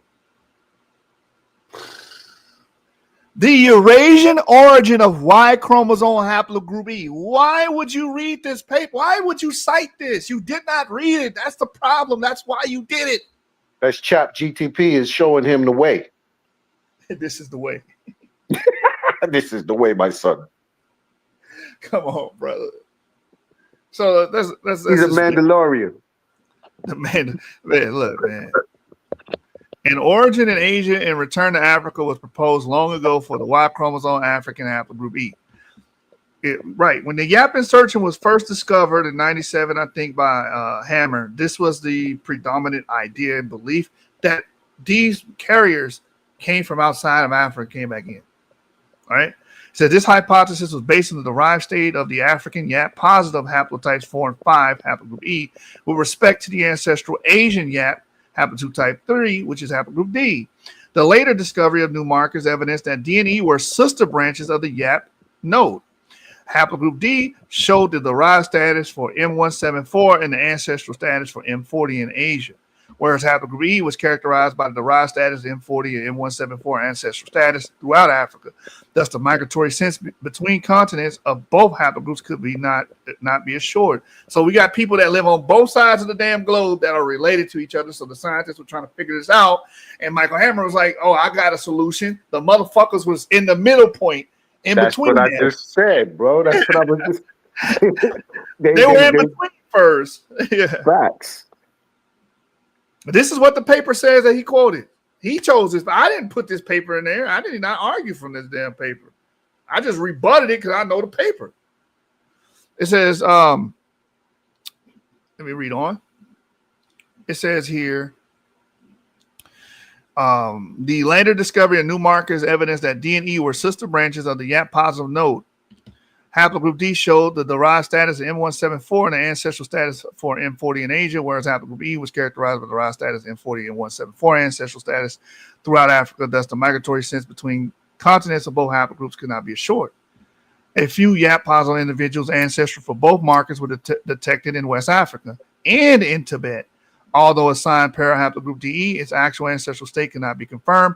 This has changed now. Up-to-date science has confirmed that these are D markers, which even further drives a linchpin in this. But anyway, it says furthermore, a new mutation, P143, united the two Eurasian haplogroups C and F as brothers, and in turn, DE and CF were joined to an ancestral node defined by mutations M168 and M294. The initial scenario proposed to explain this complicated situation was two independent migrations out of Africa occurred, one marked by D and the other marked by CF pair of lineages. However, a new interpretation arose following the discovery of more than 60,000 single nucleotide variants by next-generation sequencing techniques. The most parsimonious interpretation of Y chromosome phylogeny, constructed with these variants, is the predominant African haplogroup E arose outside the continent and back migrated to Africa. Again, my man, Ruben, you quoted this paper. This is what it's proposing. It's proposing a Eurasian origin of Y chromosome haplogroup E. And your whole argument was basal haplogroups, if they're in Africa, then they're African forever. That was your whole argument, which is not even true. You can have haplogroups that develop over time and accumulate autosomes from other populations, and a genetic drift will occur. That's what I was trying to tell you all 3 rounds. But that was your stance. But you killed your own stance by reading a paper, by having the basal haplogroup E being in Eurasia, having its origin in Eurasia. He said, they left me in here with this retarded son of a bitch. He ain't got no name tag on or nothing. Damn. I'm trying to be, you know what? Shout out to Ruben, because I haven't seen him yet deny his loss. There's been a lot of flack going on and foolishness going on in the back chat worlds where people lose a judge debate and they'll go weeks on campaigns trying to convince everybody they didn't lose. I haven't seen him do that. So I do have. The last time using Chat GPT for like 3 weeks trying to fight against, and you ain't even answer his ass. But I'll leave him alone. He denied the first time, but this time I haven't seen it. So I'll at least give him that. He ain't doing that. I know he's in the back chat right now getting upset. Are you lying to the people? Whatever, bro. I'm reading from the actual paper that you brought. My arguments were way stronger than yours. My arguments were not pre-recorded, so I was able to rebut. It was a clear difference between scholarship. It says here the DE split its lower bound 69,000 plus or minus 14.7 thousand years ago, and the radiation of E into Africa as an upper bound of 65.5 thousand plus or minus 8.5 thousand years ago. So Vicente believes, and he's teaching and proposing that haplogroup E back migrated into Africa around that time. It says use a time frame highly coincidental with the dates estimated for mitochondrial DNA haplogroup L3 expansions. Furthermore, the spatial distribution of the residual Y chromosome haplogroup D in Asia is a good indicator of the geographical location of the putative DE split. Layman's terms, the ancestors of these people that have E markers and D markers were once together. And since we see haplogroup D primarily in Asia and we see haplogroup E primarily in Africa and surrounding regions, they must have been in a center point. And that center point, according to Vicente, is around the Himalayas in Tibet. It says here, the highest frequency and diversity of D are in the Tibet region, although D is also present at low incidence throughout Southeast Asia. Two other centers with notable frequencies are in Japan and the Andaman Islands, possibly representing edge relic areas of wider distribution long ago. There are no native D lineages in India, decreasing the possibility that the subcontinent was the center of the DE partition, basically where they split off and branch off, which argues against a southern route. It is likely that the divergence of Y chromosome D and E haplogroups occurred up to the Himalayas, in or westward of the Tibet, which coincides with the hypothetical bifurcation. Again, another scientific term that just means split into two. Center proposed for mitochondrial DNA L3 macro haplogroup. So basically, the whole argument is haplogroup E, DE was into the Himalayan region around Tibet and split. That's what this paper is saying. In my debate, I did not bring this paper to the forefront. He did. He obviously used something that killed his own argument. That's all I'm pointing out right now. Now, when we go to the up-to-date paper that came out last year, every male and female footprints of modern humans across Eurasia and Australasia. Basically, he says the same thing. He says here, roughly at the same time, modern humans arrived in Australasia. Other groups retreated southwest. So he's saying back migration, right? They retreated southwest, returning to Africa, carrying with them mitochondrial DNA L3 and Y chromosome E lineages. So that's what it says, man. This is what the scientists you chose to represent in your debate says. It says Southeast Asia and Southwest Central Asia were the subsequent demographic centers for the respective colonization of East and Northern Asia and Europe. Across the Ganges, Brahmaputra, and the Indus Valleys, South Asia was colonized from both migratory centers. So, I mean, if I go to full text, there's a whole segment in this paper. Matter of fact, I'll give you all the paper here. You know, I usually do that before I even read any further into this. Palermo, that's what this show is really going to be about. But we started talking about the debate. I was going to read the whole paper tonight, but I guess we're going to have to do that again. It's 9 o'clock. I guess we try to do it before the week is out. Maybe tomorrow, Yushu, we could go through this one, and we'll cover the other paper a little bit more too. The last one, the preprint of what's the name? But anyway, yeah. Yeah, I love that. The Sicily Strait paper. Yeah, North Africa. Stay away from. If you want to be Afrocentric and you want to just black people to death, don't talk about North Africa. Because come on, man, there's too many papers out here that just really smacking y'all shit and like just retreat, bro. Wave the white flag. It's over. But there's a paper there that I'm reading from now. We go down. He talks about why he pushes the time frame back, and there's other papers that say the same thing about putting out Africa back 100,000 or maybe 130,000 years ago. The event. You got to know the papers, bro. You got to know the stances that they're teaching. So here's an illustration here. You see where it says return to Africa. So again, we're up here in the north, around here somewhere. The Out Africa event is going into Asia, and then there's a return to Africa. going through Arabia. That's what he believes. Look, it says Levant 90, 130,000 years ago because we have the skull remains. So it's obvious that Africans did leave Africa around this time. But the argument is, it wasn't successful, whatnot. But Vicente says it's possible it was. And after this event, they migrate back. That's the arrow going back towards Africa. Let me go down. I want to go to the portion where he talks about right here. It says it has been proposed that this modern human secondary spread originated in Africa and recolonized the Levant, confronting the Neanderthals. However, at the time it is expected to occur, the African uniparental lineages should be basal mitochondrial DNA haplogroup L3 and basal Y chromosome haplogroup E, but the European remains supposedly belong to the African wave had Eurasian lineages as mitochondrial DNA NMR and Y chromosome C1. Thus, the molecular evidence favors the hypothesis that recolonization of the Levant and the first forays into Europe carried out by modern humans originated from a Central Asia core area that can have also reach the Near East and Northern Africa. So again, he's still consistent here. And he gives the ancient mitochondrial and Y chromosome lineages right here in this graph here. Let me see if I can blow this up. It's still kind of blurry, but you see the U8 C1A. This is based off of samples found around these regions. We've got K2B in East Asia, U and R, UP1, R and N0 and Use Ishman. You got U2 over here. You got Slotty Coon with the ancestral end marker. OAC1 with M1C, and so on and so forth. So all these You're gonna be snapping people with the end marker for a long time. I can see that right now. You can be like, we talking about Horians with that end marker, you know what I'm saying? Yeah, man. Yeah. Leave North Africa alone. You know what I'm saying? Leave it alone, brothers, man. Y'all.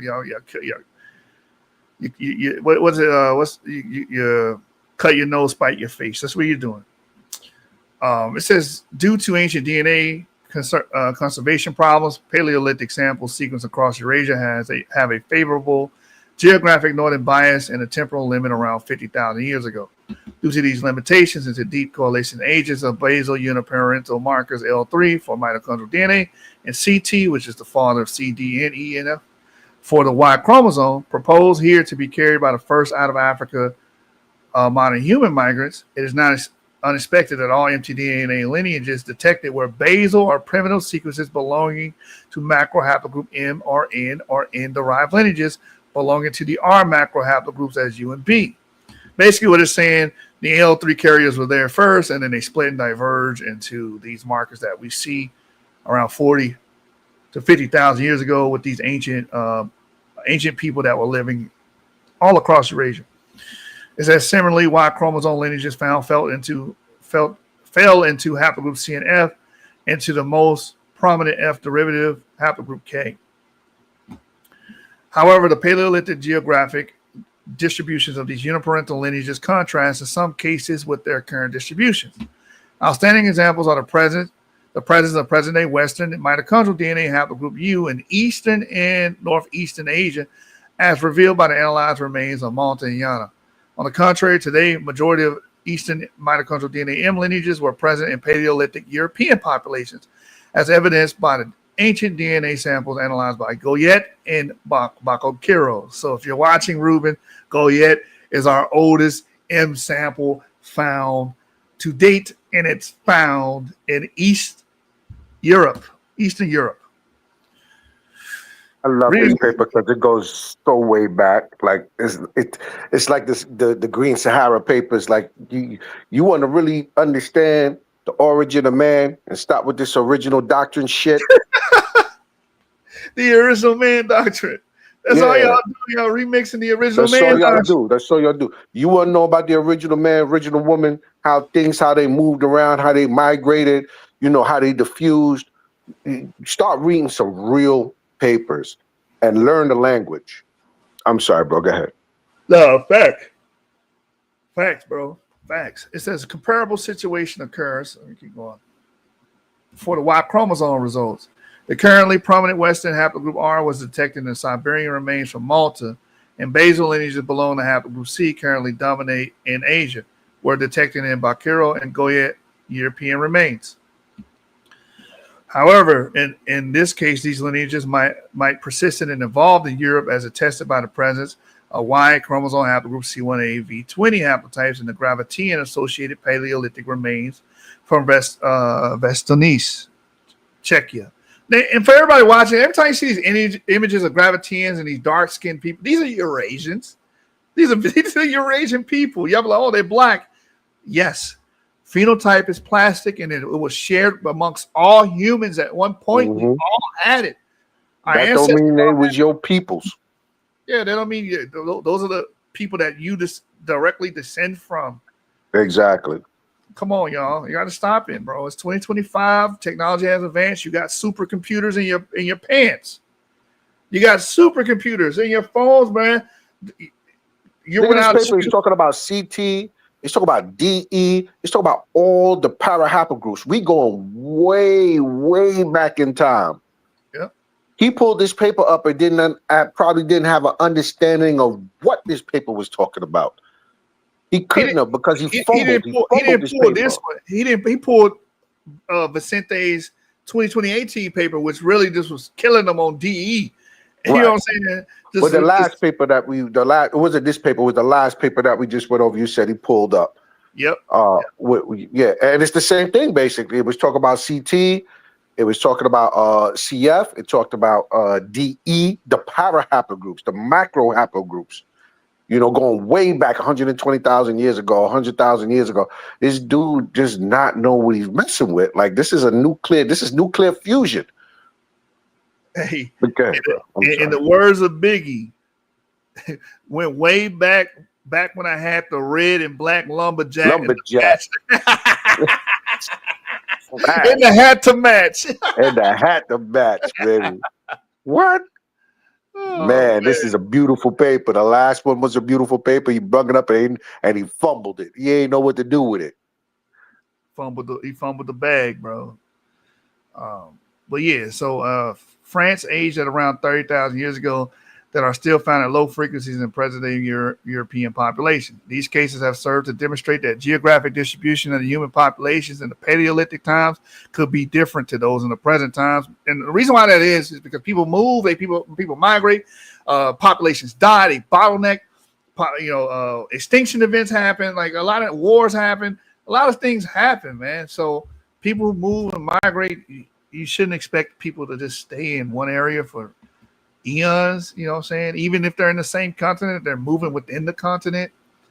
Y'all got to get out of that idea of static populations. But anyway, ice ages, all kind of ice ages happen from 120,000 years ago to now. Humid phases, people not being able to, new generations not being able to handle, when a new ice age come in or a new humid period come in, So yeah, bottleneck and all that happens. But go ahead, bro. I'm sorry.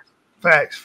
Ecological changes, man. Like you gotta factor all these things in when we're talking about deep time. Like this is thousands of years we're talking about. It says in addition, the fact that specimens analyzed from the Bakokiro cave in Bulgaria classified in mitochondrial haplogroup N ancestral shared 3 transitions with the Salkit Mongolia specimen, forming a new branch in the N ancestral tree, provisionally classified as N ancestral 3. Demonstrates the extraordinary migratory capacity of these Paleolithic human groups. Because again, they were all over Eurasia. You had people in Europe and people all the way in related to these people all the way in Mongolia. So they were moving. They were on the move.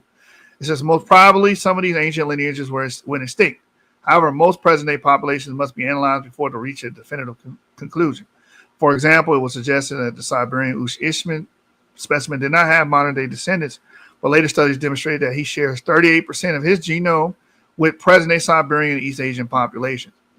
Furthermore, in the genome current Tibetan Highlanders, it was detected an ancient genetic component composed of an admixture of archaic hominids and Ush-Ishman-like genomes. In addition, Ush-Ishman and ORC1 from Romania shared a derived allele at M2308 position within the Y chromosome haplogroup 0, with a present-day southeastern Indian Telugu individual, which suggests male genetic continuity and, again, great migratory capacities. Why? Because you have one individual in Romania, one individual in Siberia, and the other individual that's related is in India. So these people are, again, these groups of men were moving all around. It says a consequence derived from these ancient DNA studies was the sequences of complete genomes of archaic humans as Neanderthals, Denisovians, which propitiates the discovery of their genetic admixture with modern humans. It is accepted that hybridization with Neanderthals occurred first in one main pulse, although secondary encounters cannot be ruled out. Conversely, the admixture with Denisovans occurred later and several times across a wide continental range. Denisovans were discovered using only molecular techniques, first from Denisovia cave prehistoric remains at the Altai Mountains in southern Siberia, and later on the Tibetan Plateau and Pleistocene remains and sediments. But the introgression studies carried out in the genomes of present-day human population discovered that genetically highly differentiated archaic groups, more or less related to Altai Denisovians, most probably populated wide additional geographic areas, including MSEA, which is Middle Southeast Asia, ISEA, and even near Oceania, the early out of Africa. So here we go. Let's get into this because he's just going to double down on what was said in the 2018 paper. Early modern humans left Africa and spread across the Middle East during the humid MIS-5E stage around 130,000 years ago.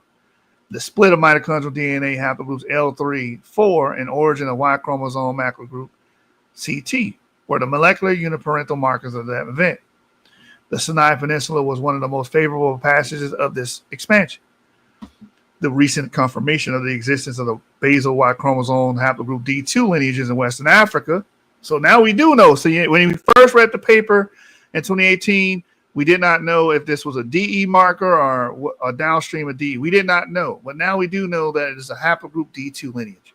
So it says the recent confirmation of the existence of basal Y chromosome haplogroup D2 lineages in Western Africa question the most parsimonious exit of only one Y chromosome composite clade. So if y'all remember 2018, Vicente Cabrera drops the paper, says haplogroup E originated outside of Africa and migrated back in. Well, in 2019, there was a paper challenging that, saying, okay, we know it's the most parsimonious. And for the people that don't know what parsimonious means in the field of biology, it means the one that makes the most sense. The one that makes to all geneticists, right? Right. It makes the most sense. What makes the most sense is that CT migrated out and then split into the downstream clades or the descendant clades, and these men came back into Africa. But they said, no. It does make the most sense, but we got to explain these D2 lineages in Western Africa. It says the most parsimonious exit of only one Y chromosome composite clade, and that's why it makes the most sense, because you only need one group of people with one clade to come out of Africa and split into all these other clades, instead of saying C, D, and F split within Africa and then leave. It says favoring instead the exit of 3 independent lineages, C, D, and F. However, the presence of basal D lineages in the Middle East that phylogenetically include the African lineages, the detection of a primitive D1B subclade in the Philippines and possibly in Malaysian foragers, and the recurrent presence of DE ancestral Y chromosomes in Tibet and southern China are all arguments supporting a Eurasian split of haplogroup DNA. And that most probably occurred in Southeast Asia. Why? Again, I know we read a lot of information overload is happening right now. A lot of you guys probably half sleep, but why? We'll go over it again. Why would you? Yeah, you're right. Why would you, Sean, answer this? Why would he? Because you did not study the person that you brought up. Why would you go to the main man with the plan, pots and pans? Come on, go ahead, son. You say it. You tell the people, bro. Yeah, I don't know what else to say. Like, come on. Oh, man. Going back 70, 80, 90,000 years ago, you go into a person that's going to show you these clades or these haplogroups that, you want to put in Africa and keep them in Africa, that they originated probably outside of Africa. That is the most parsimonious. That is the parsimonious understanding. That's the model that most geneticists would agree upon. All right. So this goes all the way back to Ibrahim Montesa. Didn't he make mention of this back in 2010 or something like that? Ibrahim Montesa, Micah Hammer, all those guys said it, man. Tony All of this Fruticus. has been going on for a while, so they all agree. Even though you might go to a site and you might, even on Globe Trek, you'll see DE, somewhere in East Africa. Right. But amongst themselves and what they're saying, and this is why we know y'all don't read, because if y'all read, you would know what they discuss amongst themselves, which is that DE, CT, all of the outside of Africa they arose. So this is nothing new for us. This is something we always believed in, or this is something we all agreed upon. I won't say believe in. We agreed upon according to the evidence that is presented before us. We've shown this over the years, and we're going to continue to show it. I'm hoping we do another live tomorrow or the night after and just go over these two papers again, and maybe a couple of more that we have, or even go over Montesa's, going back to 2000. What was that book, what he did? Was it 2010? No, it's more recent. Montesa, 2019, I think, or 2020. Oh, okay, yeah. So we'll go through that. You know what I'm saying? We'll walk through all of that for y'all to show y'all this out of Africa, not just the dispersion, but the, origins, or, what they talk about in their back chat, the geneticists. But go ahead, bro. Right. So if everybody know what parsimonious means, you can't just type in, parsimony, because parsimony means something completely different outside of the realm of science. But in the realm of science, biological science, the parsimony principle is the basic to all science. It tells us to choose the simplest scientific explanation that fits the evidence. So when that paper came out in 2019, and me and D-Red was telling y'all this in 2019, but y'all refused to read back then too. I'm like, the paper is telling you that. Okay, so DO haplogroup. Let me go to that paper real quick. Oh yeah, and that's good too. Hold on. Need a bigger image. Hold on. But we're about to go do a little overtime. Yeah. We're doing some overtime right here. All right, come on, let's go. So when y'all look at this, I did a whole show on this. So here's D2, formerly called DO, right, in that paper. D2A. And look what you have. You have it in Saudi Arabia and Syria. And then here are the Nigerian clades. Right? And it's split 26.5 thousand years ago, according to family tree DNA. And Michael Sager did a whole breakdown on this. Remember I played the video? No, I didn't see this graph. The last time I seen this graph has to be about 3 years ago. Right? Well, that's when you did the live on this? Maybe 2? I can't remember. It's been a minute, bro. It's been a while. Maybe a year or two. I don't remember exactly when we did it, but we did a video discussing this. We played Michael Sager's video, which is probably from 2019 when they aired it. So when you go to this paper, because it talks about the paper, family tree are the ones who discovered it, because family tree has geneticists. It's not just a bunch of people back there, just social media personalities. These people actually are geneticists, and they discovered these clades. But I want to go to the paper that came out. That as they discovered it, it was another independent group that discovered it on their own. And they came out with a paper that everybody was saying, well, this proves that it came in Africa. But even within that paper, I'm about to grab it for you. Hold on. Let me find it. Here it is.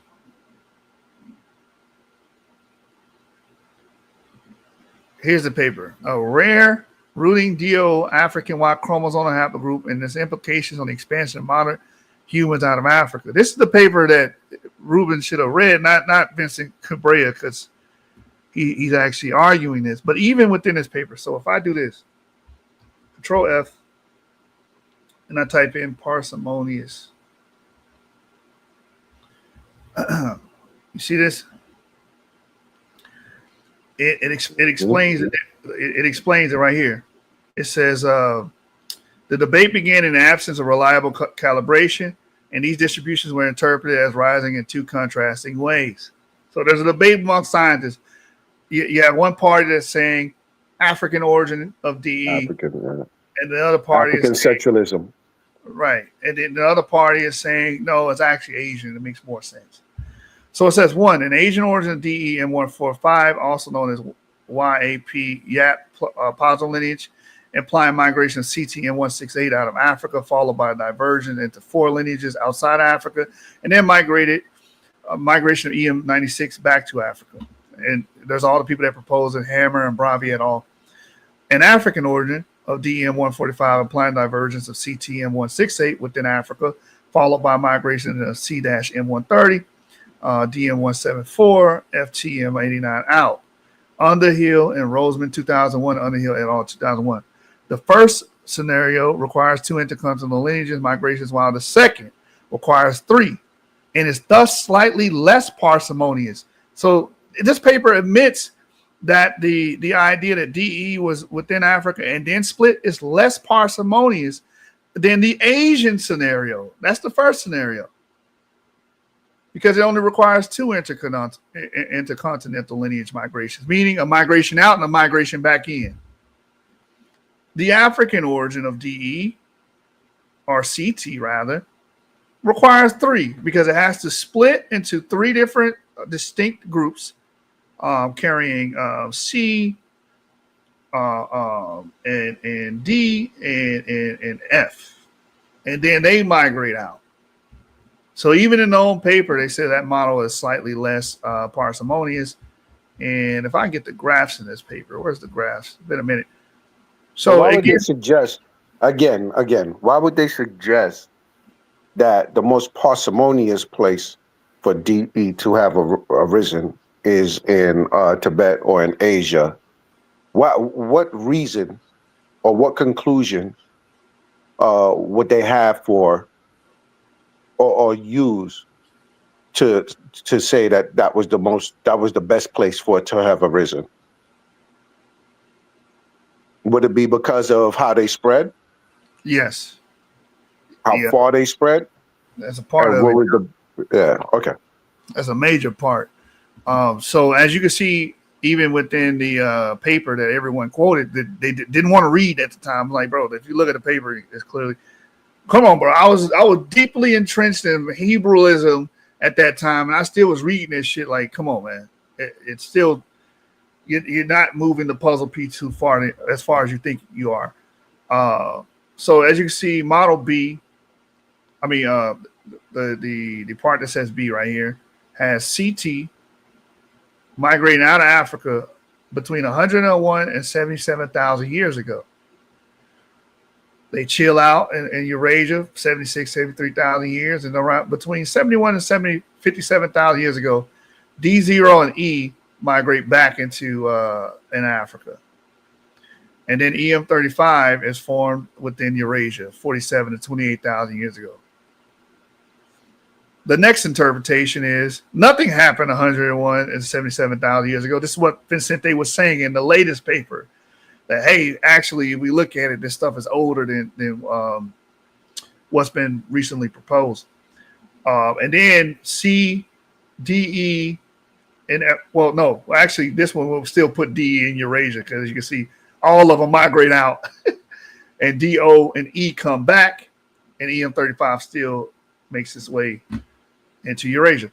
And then model D, nothing happens in deep time, and then recently 71 to 57,000 years ago, C, D, and FT all split from each other within Africa and then migrate out, and then EM35 migrates, and E just pretty much stays in Africa.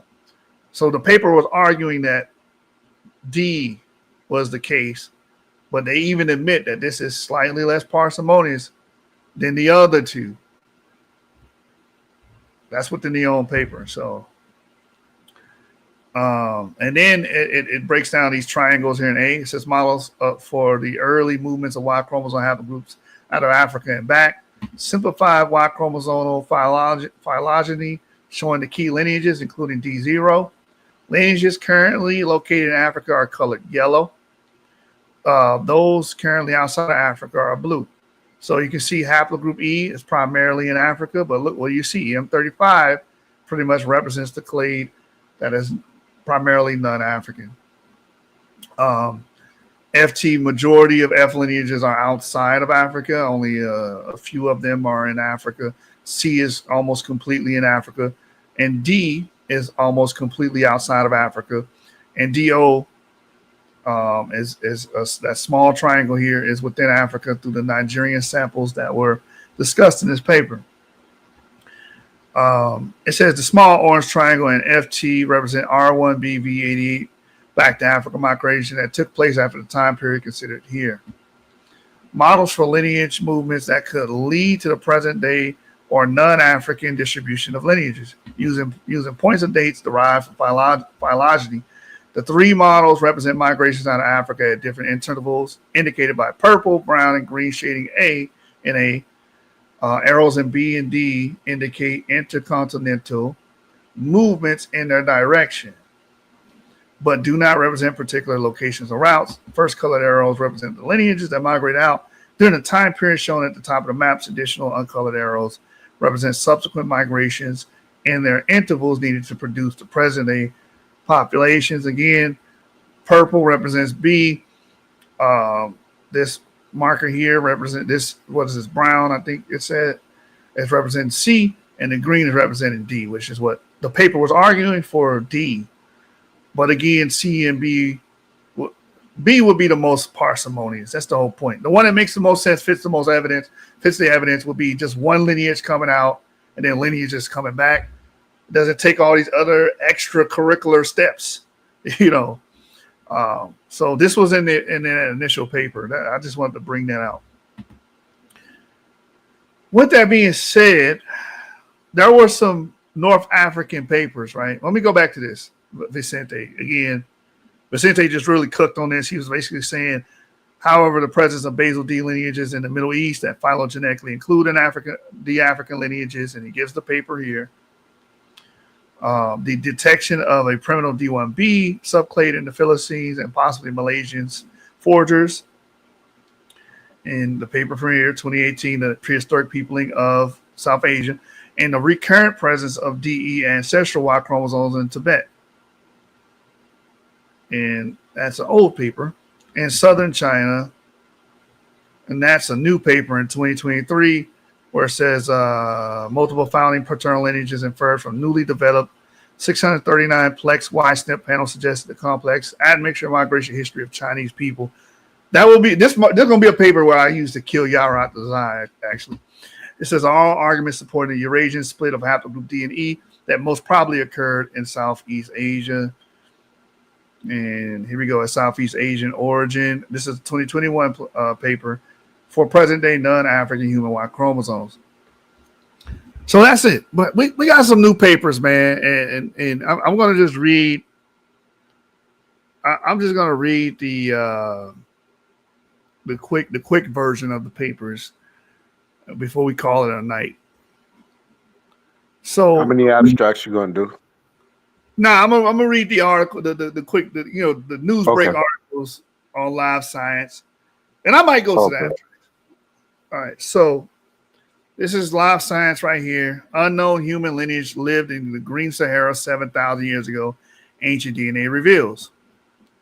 Researchers analyzed the ancient DNA of two mummies from what is now Libya to learn about people who lived in the Green Sahara 7,000 years ago. And this is more recent than the papers we was just reading. We're talking about we're coming down to closer ancestry. You know what I'm saying than what we was reading. Well, what Yeshua was reading earlier. Yep. It says here, two 7,000-year-old mummies belong to previously unknown human lineage that remain isolated in North Africa for thousands of years. A new study finds. The mummies are the remains of a woman who once lived in the Green Sahara, also known as the African human period, between 14,500 and 5,000 years ago.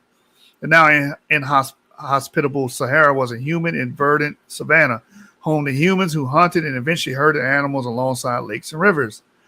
DNA from the two mummies revealed that the never-before-seen North African lineage was distinct and isolated from populations living in sub-Saharan Africa around the same time. The findings reported April 2nd in the journal Nature suggest that there was little genetic exchange across the Green Sahara during this time, though some cultural practices may have spread through the region.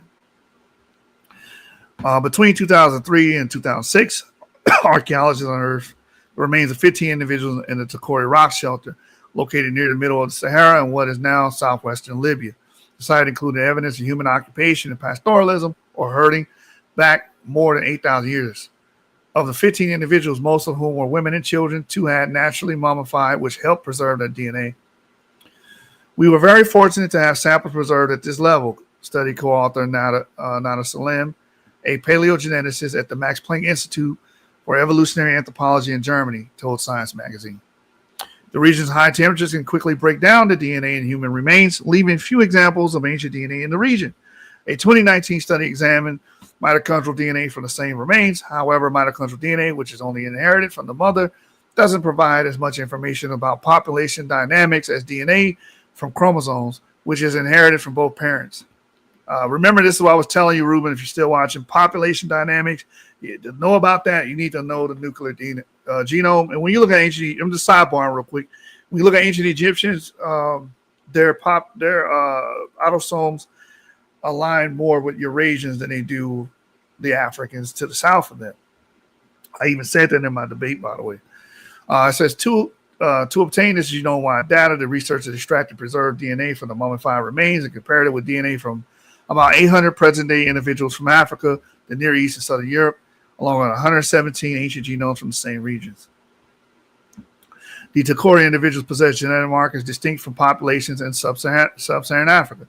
The team found suggesting they were from a previously unknown and relatively isolated lineage that diverged from sub-Saharan African populations some 50,000 years ago. So again, Avery, Sean, Moore, all of us talked about this before. The ghost green Sahara ancestors, this is already predicted. And now we really know what these ghost green Saharan ancestors would have looked like, at least on the autosomal level. It says, but the individual did have some ancestors from the Levant, a stretch of land bordering the eastern Mediterranean Sea. The Takori DNA also showed traces of Neanderthal ancestry that can only have been acquired outside of Africa, as Neanderthals lived in Eurasia. But the mummy's genomes contain 10 times less Neanderthal DNA than those of people living outside of Africa today. So it has Neanderthal DNA, it has Levantine DNA. Obviously, there's ancestry going outside of Africa with this early Green Saharan. So the findings suggest that the Green Sahara didn't act as a migration corridor between sub-Saharan Africa and northern Africa. However, archaeological evidence suggests that cultural exchange between the regions did occur. We now know that they were isolated in terms of genetics, but not in crucial terms, and not in cultural terms. Salvino di Lernia, an archaeologist at Sapienza, the University of Rome, told CNN, there's a lot of networks that we know from several parts of the continent because we have pottery coming from sub-Saharan Africa, we have pottery coming from the Nile Valley, and the like. The rise of pastoralism in the Sahara also likely arose from interactions with other groups that were raising domesticating animals at the time rather than through large-scale migrations, the researchers suspected. The isolated lineage no longer exists in its original form today, but at some point, people from this lineage mingled with outsiders, which is why some people living in North Africa today have inherited pieces of this genetic heritage, the researchers found. By shedding light on the Sahara's deep past, we aim to increase our knowledge of human migrations, adaptations, and cultural evolution in this region, de Lernia said in a statement. And that's the end of the paper. I thought it'd be easier just to read these articles very quickly. Now, here's the other North African article that came out. European hunter-gatherers boated to North Africa during the Stone Age, ancient DNA suggests. We just read about the Green Saharan. Green Saharan also had mitochondrial haplogroup N, which is pretty much related to the one that was found in, I think, Romania. OASI1 has the more basal haplogroup N. So the women that were there preceded the women that were in the Green Sahara, essentially. It says DNA recovered from archaeological remains, which means That was a back migration into Africa a long time ago. I don't know how many times I keep saying it. North Africa is pretty much a repository of back migrations. Why? Because Egypt is a gateway to the Middle East. It's literally connected by a strip of land known as the Sinai Peninsula. It's a continuum of land, a stretch of land that connects these two areas. So you should expect the two areas to interact with each other. People, fauna, flora, all of that should be going back and forth throughout this corridor. I don't know why this hasn't registered yet. But anyway, DNA recovered from archaeological remains of ancient humans who lived in what is now Tunisia and northeastern Algeria reveals that European hunter-gatherers may have visited North Africa by boat around 8,500 years ago. Now, you got pseudo talking about some people came all the way from Africa to the Americas. But then you look at North Africa. North Africa is literally connected to Eurasia, literally connected to the Levant. And when you tell people that there were people coming from these regions and migrating into Africa. Oh no, man, you believe in the white man. No, you wrong. You lying to the people. Like, you guys are silly. These same people believe ancient Africans sailed to the Americas and inhabited the Americas. but that's my man's in them, bro. That's my man's pots and pans, man. What am I gonna do? What can I do? That's your man's do. Oh, and these same people believe that Africans inhabited, the ancient Chinese dynasties and shit. The Shang dynasty, the Qiang dynasty. This shit's crazy. So again, there's a skeleton there from Tunisia. It says ancient hunter-gatherers from Europe may have voyaged across the Mediterranean to northern Africa around 8,500 years ago. New research suggests. And all you people talking about the people that's in North Africa today, they didn't get there until the Romans and Greeks. Like, shut the fuck up. Y'all wrong. Y'all dead ass wrong. Dr. Reginald. The Dr. Reggie be saying the Romans and Greeks came, the invaders came in, and that's why North Africa's the way it is. No. They've been over Tell there. them again, it's genetic continuity. The word of the day is genetic continuity. Oh my God, bro. You guys are just twisted and demented. Talking about some Lennox Jeffries and James Small and Dr. Bean, all those guys are relics of the past. It's time to let that shit go and move on, bro. It says ancient DNA collected from the remains of Stone Age individuals from the eastern Maghreb region, which spans Tunisia and northeastern Algeria, revealed that they may have descended in part from European hunter-gatherers, according to the paper published in March 12 in the journal Nature. The remains of one of the ancient humans found at Tunisia site named Ajeba was found to have about 6% of his DNA originated from European hunter-gatherer ancestry. And even when we look at the Jehudi Nak mummy from 4,000 years ago, what do we tell you? In Egypt, there was Eurasian DNA, and the DNA we see there is U5, B2, B1, I believe, and that traces back to European hunter-gatherers. Right, so it's more than likely that the ancestors of that woman traveled by boat through the Sicily Strait through North Africa, and then they traveled down into what we now know as Egypt. Because we see that same goddamn clade in this paper, which I believe I brought up in my debate.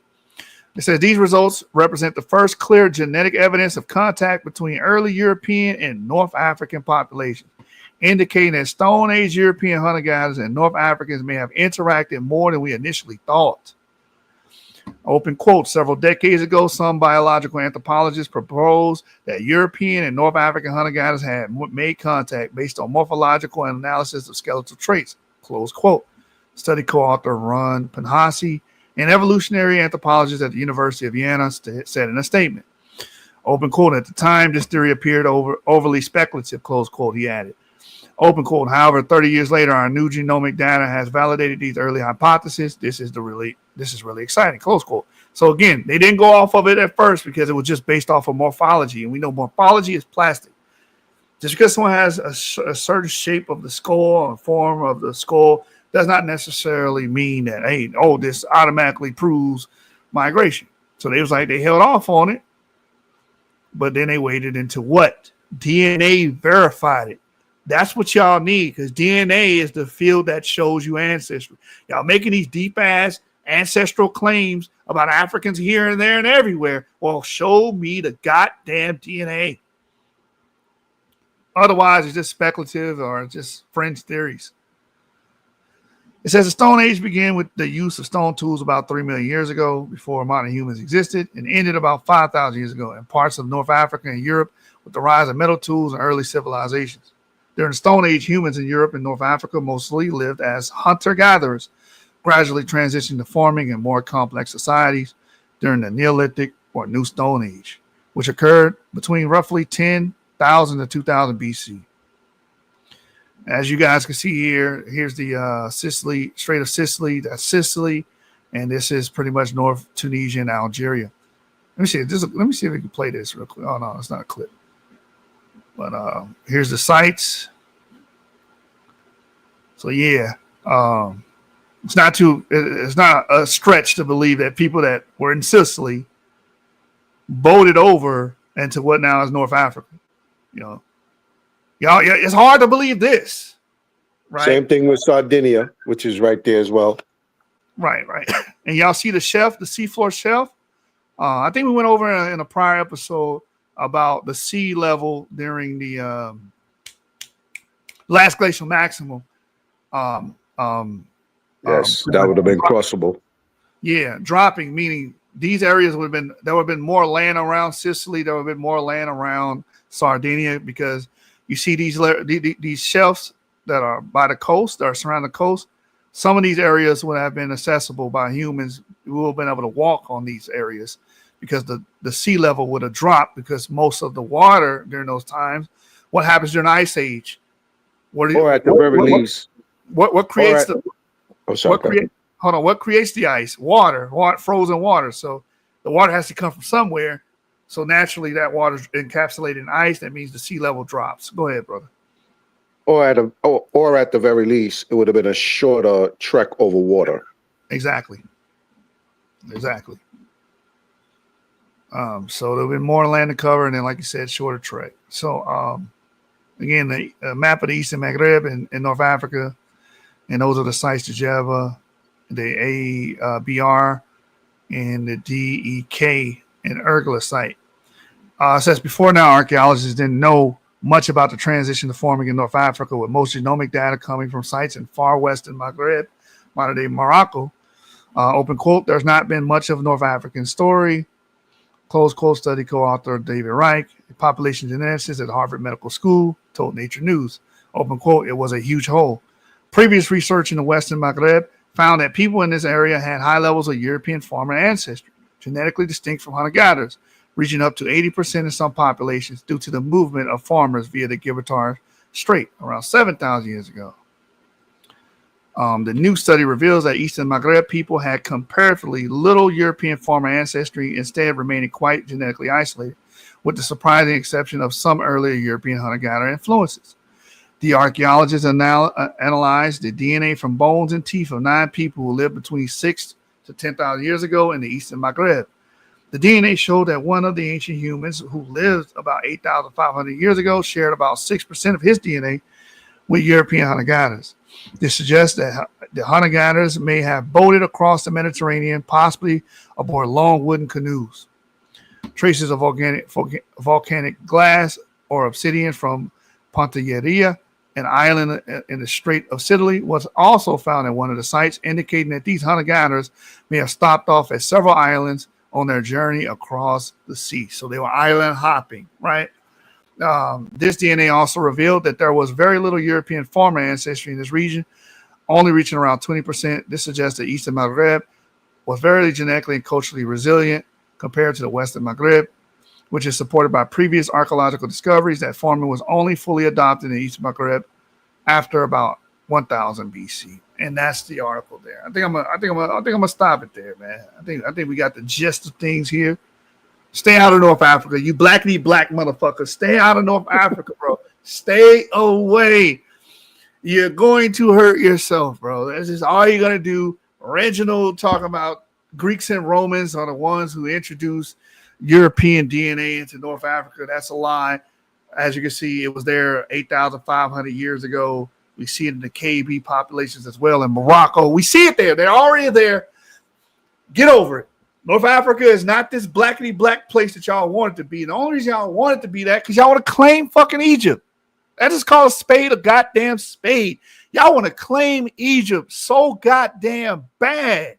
The Green Saharan paper is showing you ancient Levantine people. It's showing you the ancient people there, the old North African. We didn't read the paper, but that old North African signal or ancestry is coming from a split of the Outer Africa event. Mm-hmm. You guys are done. And it stretched all the way to the Western Maghreb. Yeah, come on, man. Stop playing, so bro. Nowhere in North Africa could you claim this because that same continuity is going to reach all the way to the Western Maghreb, from the east all the way to from North Africa, from eastern North Africa, Northeast Africa, all the way to Western North Africa. It's not going to change. Yeah, it's over, bro. So hang it up. You gotta hang it up. Bin Laden. You gotta hang it up. Okay, I gotta ask this for the people on the other side or whatnot, right? So, what are y'all saying about the Hamitic hypothesis? Oh, the Hamitic hypothesis is completely wrong. Because the Hamitic hypothesis is not saying what we're saying. The whole idea of the Hamitic hypothesis is that the Hamites are Caucasian Africans, or Caucasian blacks that came into Africa and introduced civilization and ingenuity. The field of science is not saying that. The field of science is saying that these people that you would call Africans, right, today, come from an ancestry that back migrated within it. It's completely different. The new race idea, all that shit was wrong. I'm going off of memory right here more because you kind of you slid that in there. But a lot of those ideas of having these recent advents of this so-called, first of all, Hamitic Caucasian within a 5,000-year period as well, bro. Yeah, all that shit, too. Yeah, the time frame is off. All that shit's false. My personal thought on that is just that the fact that we're talking about two different. Well, yeah, it's two different arguments. One is religion. One is religious. The other one is scientific or worldly, secular. You will have intersecting parts for both of them, for both sides, that you can make arguments for. But once you start using the timelines and you're not willing to go outside of the timelines, the timelines that the religious side uses, which is 5,000 years or 6,000 years, you start to run out of space to operate in when it comes to science. So you would have to leave time out of it. Like, you know what I'm saying? So there's some conflict. You will have some intersections. You know what I'm saying? We can't deny that. You're going to have some intersections where you can jive some things together, but the timeline is just out of you. If you're going to make this work, you have to remove the whole timeline. That's my particular thought on it. But as the Hermetic part of it, again, it's a religious argument again, which I have no problem with, because I do, you know what I'm saying? I'm still, a believer. We're not going to talk about like, I'm not talking about like Israelite belief, or I'm just a believer in a one God and a Messiah, you know what I mean? And that there's a creator. And so for me, this is just me personally, because, all of us in the Yap gang, we come together on the science, but there's other parts of it that we just don't necessarily see eye to eye on, which is cool. That's how it's always been with us from the start. But yeah, the Hermetic hypothesis to me is, it depends on what side of the argument you're standing on, because there's people that make the Hermetic argument from a scientific point, period. without even, atheists make those arguments, geneticists that are atheists and historians that are atheists, they make that argument as well because it's part of the fabric of, history, it's part of the fabric because you have a Semitic language, you have, even if there's a language that's called Semitic or Hamitic, even if you didn't have a Ham, even if you didn't have a Shem, it's still a part of the fabric of science and history. I'll leave it at that. Yeah. I mean, if you look at up-to-date data, the Hamitic hypothesis could not stand that idea to Corey rock shelter because they did it off of skull shapes and stuff. The Tacori rock shelter wouldn't make any sense because they're pretty much old lineage with some introgression from an ancient Levantine source, but their skulls don't match, quote unquote, Caucasoid. So all of that shit's false. Like their skulls would have been had an affinity with the what are those people called? Dang it. It was right in the tip of my tongue. They would have looked sub-Saharan African adjacent. Let's put it like that. Right. I agree with that. They would have been dark skinned. They would have been melanated. They would have been that dark. Don't mean they would have been genetically together. Right. You know what I'm saying? They're distinct from sub-Saharan African, but their phenotype would have been similar to what we see south of the Sahara. And that goes for the original paper for that Green Sahara mitochondrial and lineages. The Gobero's findings. Yeah, that's what I was thinking of. The Gobero findings, the Kefians and stuff of that nature. They would look similar to them. So that breaks the damn Hamitic hypothesis because it's all based on craniometry, how people's skulls look and shit. That's not how ancestry works. People can share certain features and be separate from one another genetically or recently genetically. That's just the case. So the whole Hamitic hypothesis of everything that's Eurasian looking, again, you can be dark as a goddamn Dinka. I mean Caucasian or Caucasoid. Let me use that word better. Caucasoid, the old racist term. You can be black as a Dinka, look like a Dinka, and still be fucking haplogroup T. 50% of your DNA, you're Eurasian. No, it's incompatible. Right. What they were teaching from the Hamitic hypothesis was just complete racist bullshit based off of craniometry. And that's what these blackologists do today. They do the same shit. Same exact shit. Are there elements to it that could be right? Okay. The sunshine on a dog ass every now and then is the same. A broken clock is right. The sunshine on a dog ass once in a while, right? Come on, man. A broken clock is right twice a day. So yes, there are elements of it. The idea of people migrating back into Africa from outside of it, they're quote unquote correct about that. But the core of the Hamitic hypothesis is racist bullshit. It's built on racist bullshit. Yeah. I agree. Yeah, I appreciate you. I want to clarify that for people because people will hear what we're saying and almost immediately equate it to the Hamitic hypothesis if they're not familiar enough with the arguments. So I appreciate the clarification. Yeah. That shit crazy, man. I think I got a whole book on that. Let me see if I can.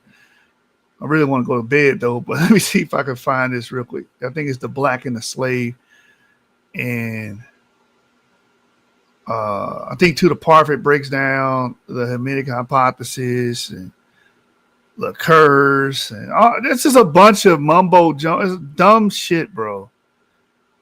And a lot of people, actually, it's not the Bible teaching that. You know what I'm saying? You can't blame medieval Christendom because you do see these motifs being taught in medieval Christendom, medieval Islam.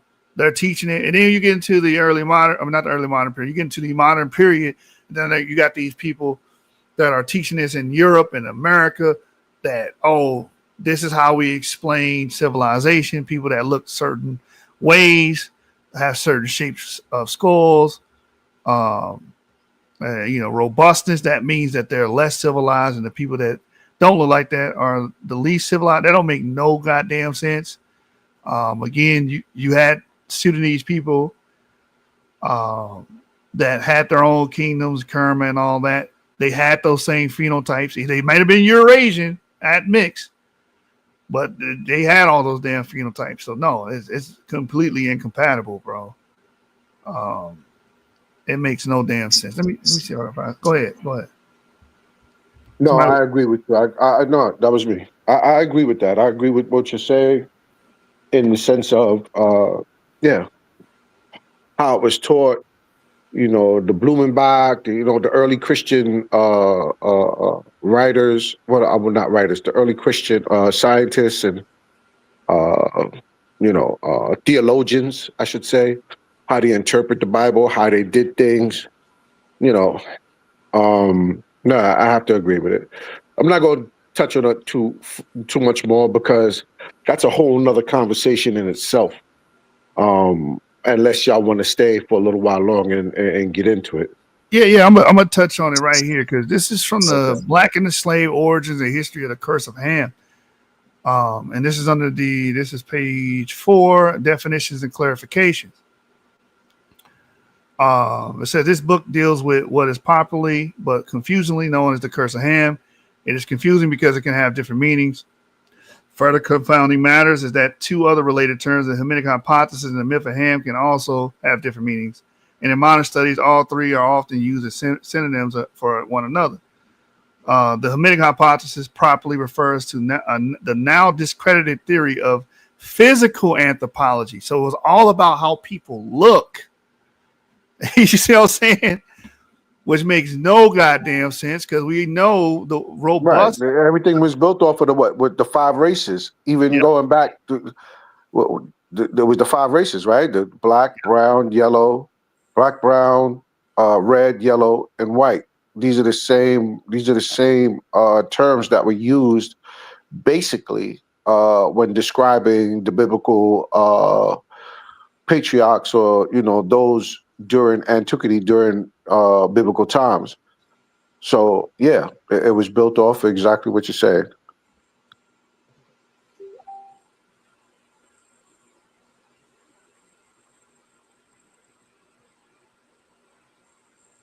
You there, Yeshua? You muted?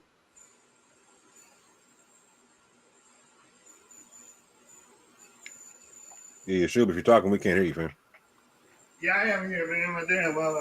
My air conditioner started squealing and shit, so I'm gonna have to open it up, man. But anyway, yeah, it's swilling his ass off right now.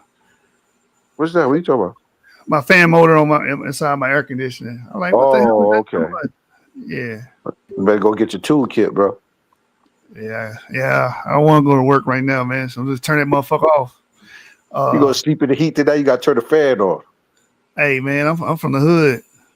Hold on, I'll be right back. Hey, cover. Yeah, I can hear it. Well, yeah, I wanted to clarify that because a lot of people, and I'm glad that you should read that part there because a lot of people don't understand that we're making genetic arguments, whereas the Hamitic hypothesis was not making genetic arguments At all. Cranial, skin color, and personal supremacist views. Mm-hmm. That's what I think that was all built off of. But what I'd like to hear your stance on this, bro. You asked me in your shoe. Oh no, I agree with you already know what it is, fam. You already know I think that the Hamitic hypothesis is bunk and whatnot, right?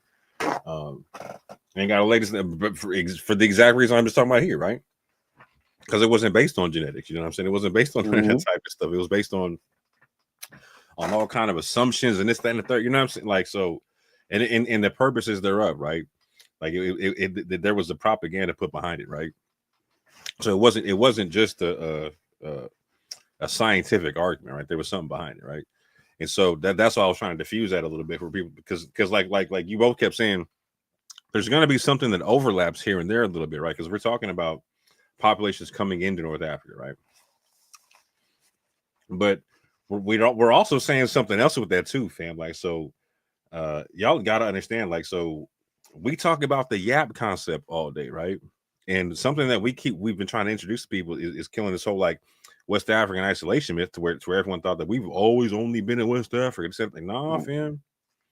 And that's what we've been showing you in these papers here about like about DE potentially originating somewhere between Western Asia, Tibet East Asia. and Yeah. Mesopotamia, somewhere around there, and that is parsimonious. It ain't just Right. like that's parsimonious. So what does that mean for all us Yap carriers coming out of West Africa, right? That means that we're not we didn't necessarily originate in West Africa like Right. that. Downstreams may have originated. Right. Downstreams of E, if you belong to E, downstreams may have originated in certain parts of Africa, but your forefathers prior to that did not. So this is why you might carry Neanderthal DNA. This is why you might carry, you know what I'm saying? It just makes sense. And so one of the main purposes of the Semitic hypothesis, like, let me say it like this, like, if you compare the Hamitic hypothesis to what we're saying, right? The Hamitic hypothesis is going to divide Yap carriers from Northern Africa from Yap carriers in Sub-Saharan Africa, right? We don't do that, right? In terms when it comes to lineage, etc., right? If we divide people, we have very specific ways on how we're separating stuff out, right? But when it comes to direct lineages, and this is why I keep talking about lineage versus phenotype and whatnot, we do not divide it like that, man. And so at all. Right. So don't get it twisted. Like in the Hamitic hypothesis, if like they're going to separate the E1B1B people in North Africa from people who are E1B1A in South Africa, or like in Sub-Saharan Africa, right? Or E1A, etc., or whatever, right? We're not going to do that, fam. Not when it comes to lineage or whatnot. Yap is Yap, right? But that also means that we have to. What I love about this is like, so we have to also accept the fact, like, dang, we moved into West Africa at some point in time, right? We were colonialists, basically. Right. Just like R1B was, RV88 was. We were, when we came into West Africa, even into the Green Sahara, we would have had brung this Neanderthal genome into the continent. Going way back. Right. Even North Africans. And let's pause right there, because a lot of us are Yap carriers coming off the slave ship, right? And so we're assuming, when it's talking about this, no Neanderthals, etc., like, no, we think it's talking about us. No, fam, it ain't talking about us, fam. It's specifically talking about us. Right. It's calling us out. It's calling out the Yap carriers and the R1B V88 carriers. Like, hey, you know what y'all brought in, right? Right. You know what came in with y'all baggage, right? And those E carriers, especially E1B1A in West Africa, who carry the ghost DNA of archaic DNA, they would have got it from the A and B carriers. See, and that's the thing. So nobody's and the L0, excuse me. Yeah. Let's not forget about the L0 and L1. Right. So bottom line is nobody escaped admixture with archaic humans. You know what I'm saying? It just is what it is. Right. Man. All of us have it. Yep. You are not alone. These people were here before us. So when we got here, when Homo sapiens sapien got here, or Homo sapien got here, when we arose, those hominids were here already. Yep. And we clashed with them. Sometimes it was friendly, sometimes it was all out war. Sometimes they took women, sometimes we took women. So that's why their genome still lives on in all of us, the whole planet. And there's a lot of Neanderthal, Denisovians, Neanderthals, Denisovians, and the ghost population of hominids in Africa. So, yeah, nobody's pure like they think they are, fam.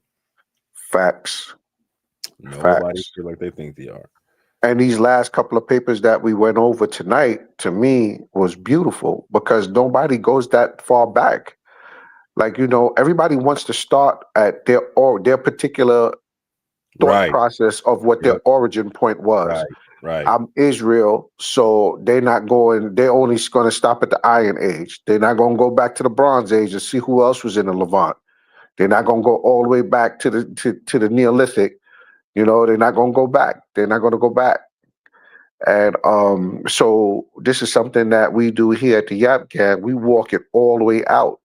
We walk it all the way out. Papers going all the way, dealing with us from 130,000, 140,000 years ago, all the way down to Cro-Magnon, 45,000 years ago, 43,000 years ago, all the way down to the Green Sahara, the Green Arabia Peninsula, the Green Arabia, the different ice ages, the different humid periods. This is what we do. We and a lot of people don't understand that. That's why we have such a good handle on this. And it's not, we're not professionals. We just have a good handle on it. I think I made an well, I did. I made note of this earlier. Like, if you're dealing with, if you wish to go, if we was in the penitentiary and we were the dudes that was in the legal library, you would be coming to see us about, what motions to file. You would be coming to see us about, your paperwork. And once you got your paperwork from after you got sentenced and you up north already, or you in the feds, you across the country, you would be coming to see us to sit down and go over your paperwork. Mm-hmm. And we're not professionals in that sense. We're not like, but we know the language. We have a full understanding of the language. You know what I'm saying? And I think that's the best way to explain it. When people start saying, "Well, you're not this and you're not that, you don't know, you ain't a geneticist, you know better than Aaron L. Hike, you know better than this." No, I don't. It's not that I know better. I know what the people around him and his field is saying about him. It's not even knowing what they say. I understand what they're saying. Right, what he's saying, and I know that what he's saying does not work. And it's the same thing, like I said, if we was, what I'm saying, you come in and you say, "Well, my lawyer said," and we'd be like, "Yo," you come to the legal library and we be like, "Well, your lawyer just got you locked the fuck up and you do it 15 years. And these are the motions that you can file to try to get around this." Yeah. You know what I'm saying? Yeah. So you can advocate for your lawyer, you can advocate for your geneticist, you can advocate for who you want. But at some point, you're going to have to sit down with us. No, that's a fact. And here's the thing, fam, is you cannot be an arrogant autodidact, fam. That's a recipe for disaster. You got to be humble with it. So we all admit that we're autodidacts in this thing. We're teaching ourselves and whatnot, right? But we have a methodology in this thing, fam. And we check each other on this thing. We run stuff past each other. We peer review what we're talking about with each other. Mm-hmm. And we shoot things past each other. We always sit out and we talk. Yeah. We always, we'll sit back and take the gloves off and get it in right quick. You know what I'm saying? Like exactly. We gotta know what this is right quick, right? We don't agree on something just for the sake of doing it. We come to a conclusion on something, right? We come to an agreement, right? There's a process in there, right? Same thing, like a parsimonious agreement. You know what I'm saying? We go with the, And that's the one thing we debate over all the time is parsimony, right? Like, what's the most parsimonious explanation based upon the evidence, right? Exactly. And that's why Avery didn't show up. You know what I'm saying? He was talking about the origin of DE. You know what I'm saying? Shots fired. Where my little bro at? Mitochondrial as well. Man. But you tightened it up. You went and got your ratchet set real quick. Nah, bro. I turned that shit off and I started eating my chicken in the air fryer. I know that's right. That was my dinner and shit. I forgot it was in there. It's 11:30. We still messing around. We still up here messing around. We've been down 2 hours and change now. We need to shorten this up, man. We could go live again tomorrow and finish discussing this, but I mean, Yeah, we passed 2.5 already. Yeah, because people ain't gonna be able to digest everything. But go ahead, bro. I'm about to end it. I just forgot I put my chicken in the air fryer earlier, let it cook. So when I got done with the show, I had dinner. You know what I'm saying? The wifey not at home right now. You know what I'm saying? So I've been cooking like a motherfucker every day. So hey, let me get 2 chicken wings fried hard. You know what I'm saying? I got you, my nigga. Insides. What you want? The macaroni and cheese with that joint? I got you. Yeah. Hey, so it say right here. Let me go up. Yeah, we read this. So yeah, this is all bullshit, man. None of this stuff comports with reality. This is crazy. Thinking that physical traits somehow aligns to success or civilization and shit. If that was the case, then the Kerma population wouldn't exist in the Sudan. These people were, lack of better terms, they would look at them as being Negroid, right? Which is a pseudonym. This is pseudo terminology. Well, and they clearly had civilization, and then I have the Caucasian quote unquote morphology. Bantus are the ones who bring forth our agriculture throughout damn near most of sub-Saharan Africa, going south and southeast, and they are seen as the poster boys of quote unquote Negroid features, you know. So no, none of this shit swears correctly at all. So it says a discredited theory of physical anthropology that any civilizing tendencies, cultural advances, or technological improvements found in Black Africa derived from a non-Black people known as the Hamites, a subgroup, it was believed, of the Caucasian race who came from outside Africa.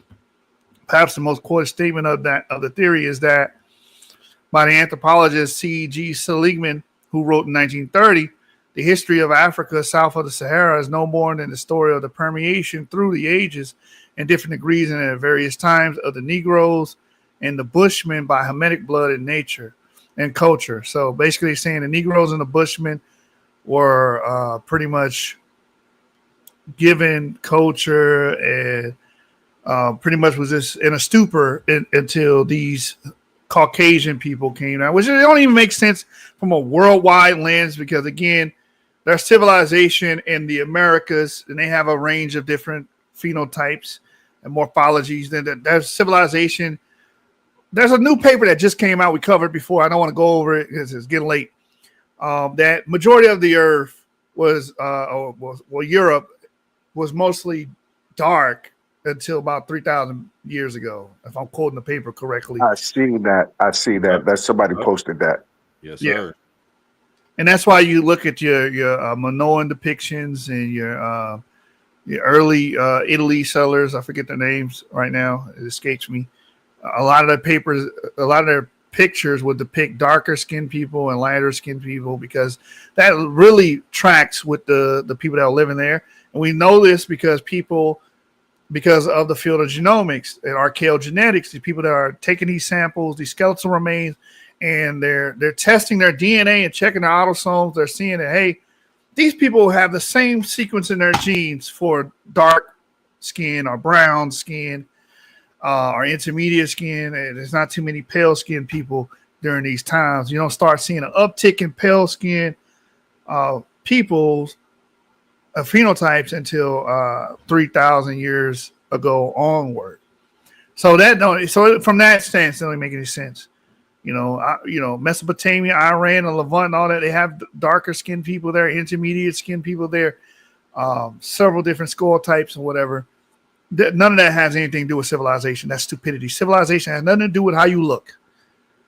It has zero to do with that. It has something to do with ingenuity. That's it. So this is all bunk, racist scholarship of the past, which blackologists believe in this damn shit. They believe in a correlation of the way people look with their behaviors called racial essentialism. They believe in it because they say shit like, "Oh, would you trust a white man?" What do they mean like that? What do they mean by that? They think white people are inherently liars. You know what I'm saying? They think that it's essential for them to be liars, that it's pre-programmed in them to be liars, or, there's something up, or just hate black people and just cover up information. You hear words like that. That comes from somewhere. We literally had that argument. And there's a certain segment of white people that believe that about us too. So it's exactly. It's two sides of the same coin. Yep. It's racial essentialism. They started it. We adopted it. And we've literally heard this argument coming at we've seen for instance R1B carriers that are African American talking to us about the inherent evilness of Europeans, and we're like, huh? Explain this to us right quick. That would mean they're evil, right? Inherently. But no, they were denying that they're like, no, not me. I'm like, well, why not you? We're like, well, I'm black, huh? Because I'm black, because I'm melanated. Yeah. But they're the same ones that'll sit down with us and will be dishonest about whatever science or whatever discussions we're having. They're liars. Everybody they're being lies. dubious. Right. As if black. As if being black means they're going to tell the truth or something like that too. That's the other side of racial essentialism. Well, I think black people are these angels or something like that, and they're the purveyors of righteousness and all this other dumb shit. Yeah. And meanwhile, being pro-black now means you can attack other black people. You know what I'm saying? And no justice should come to you for it. I should be able to run a track meet. You know what I'm saying? And hit all kind of girls in the head with the baton or whatnot. And you shouldn't do nothing to me for it. You know what I'm saying? More. Hey, yo, Elka, what's good, bro? I ain't see you in a minute. Good to see you, bro. Shout out to Elkin for real. Shout out to my brother Elcom. Yeah. But bro, Sinetta just did a video about Nature Boy in prison. Like he's a convicted fucking felon for being for mistreating that girl. Yeah, that's wild. But isn't this like a pattern with Sinetta? Yeah, he did that with did the same thing with your man Polite, yeah. Polite, and then he did the same thing with Vanilla Gorilla. Yep. You know, I don't know. I'm starting to think that birds of a feather flock together. Man, the writing's on the starting wall. to think that he has something that he needs to defend. You saying he a little too comfortable running in certain circles? I'm just saying he defending certain people. I'm just saying, we heard things about him too, but I don't know none of them. You know what I'm saying? He ain't get caught up in nothing legal like the rest of them. Well, all of them didn't get caught up in nothing illegal, or with the legal system like Vanilla Gorilla. But his shit was damn sure put on Front Street, and he ain't deny it. So I'm starting to think that this dude probably has some shit that that he I don't want to use the word associate. What's the word I'm looking for? That he finds compelling, or what's the word I'm looking for? Man, Something about those other brothers that he finds some kind of common thread. A common thread. That he needs to defend. Camaraderie, yeah. Nah, you know what? It could be just as simple. I get what you're saying, Sean. Black people can't do nothing wrong. That's the point, and that could be. You know what? If black it people could be just that simple. Wrong, but that's the problem, right? Like, so black people can't do nothing wrong. Like, so if Nature Boy does something to a black person, right? There's no victim. How does that work? Just that simple. How does that work? They remember Polite's case. They were trying to blame the little girl. They're trying to blame the little girl. Oh, she's fast. She's lying. And she could be fast. She could be all that, but he took advantage of it. Exactly. Shit. But hey, hold on. Now the whole black woman is God thing went out the window. She God. She's a black woman. What's going on? They went out fast, right? They went out fast. Yeah. And he's the main one that was teaching the black woman was God. That's why she probably was fast, because he been putting in her head all this. She's the queen. She's the she's the womb of the world. You know what I'm saying? She gave birth to the world. She gave birth to everybody. Trying to mature her before mentally manipulate her into maturity before she really understood what it was to be a mature woman. And that's why all this pseudo stuff got to get knocked off because it's not just it's bad information. No, you niggas use these bad arguments to create environments to do crazy shit like that. Bro, you almost made me spit my soda all over my fucking computer and display. It ain't supposed to be funny, but it's funny because that is what they doing, bro. That's exactly what they doing. It's not just talking points to them. They trying to cultivate some shit. For real. Somebody got a question. Lance Single Production. I'm asking if this is the GeneFlow, so-called back migration of Asia. Which one are you reading? Oh, you're reading the last one, but I guess he got a few questions, so just you can run through them. Oh, so peace, y'all. So I'm curious, did Afro-Asiatics colonize Africans? Igbo, Yoruban? No. Afro-Asiatics did not colonize Igbo, Yoruba, Mandinka, and Akan or Fulani. None of those people that you just named speak Afro-Asiatic languages. How did you come up to that conclusion? And it says Tariq Berry, book unknown Arab states it with evidence. No, he's wrong. The Igbo are a Niger Congo speaking people, sort of Yoruban. The Mandinka people as well. They speak Mindi. The Akan don't speak an Afro-Asiatic. Fulani. You know what's funny about this? Fulani was populated to possibly spoken African. Oh, you're right. It's a language replacement. Yeah. That's the only one, the Fulani. Because I was just about to get on his ass and say, why you didn't say the Hausa? Because they literally speak an Afro-Asian language. But I forgot. Yeah. I will tell you who came through colonizing though. Yap came out doing work on them A and B niggas. I'm just saying, like, if 93 ever asked for reparations, I can't say no, fam. I gotta feed them out. You know what I'm saying? Like, because that's 70,000 years worth of reparation. I don't think we're gonna break fucking Africa on that shit. I would say this to this question. If DE came out of Asia, they could have spoke a Afro-Asiatic language or Asiatic language. Language is plastic.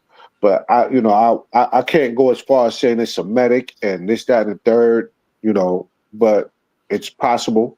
I don't know what the language was 120,000 years ago, 70,000 years ago, 80,000 years ago. But if whatever language they were speaking, the language could have been, you got to remember these people were communicating not just with themselves, but with hominids as well. And there might have been sign language or some language, other hominids like the Denisovians and Neanderthals and things of that nature. So, I don't know what language they were actually speaking way back then, but could have had been an origin, CF or CT and CF and DE, the parahaplogroups, the macro parahaplogroups came out of Asia. And back migrated into Africa. It's possible they could have spoken, like I said, an Asiatic language. But, as far as what, if it was Semitic, that's a whole nother, that's going into religion now. So I can't really say if that was it. But, it definitely wouldn't be a young language. Like Semitic language is young. It wouldn't be a young language. It would be a proto-Asiatic language. Right. Which is probably older than anything that we could even think of.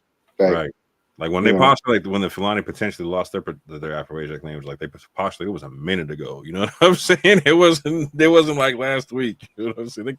They postulated it was a while ago. Yeah, because they connect to like the Amhara and the Dizi, and they speak an Afro-Asiatic tongue. So Lance, that's not the case. You're wrong. It does not. What? How do you have Abraham? Everybody wants to do that, bro. Like, why would you bring Abraham into this situation? Like, we're talking about. I said this to Moore while you was taking care of business in your home. That it seems that a lot of people just want to start from where their doctrine starts, or their, whatever point of their dogma starts or their doctrine starts. So most people want to start at Abraham and don't understand that Abraham is, way down the line. If we go back, we just had this long discussion and read papers going back to, the macro haplogroups going back 120,000 years ago, like 70,000, 80,000 years ago.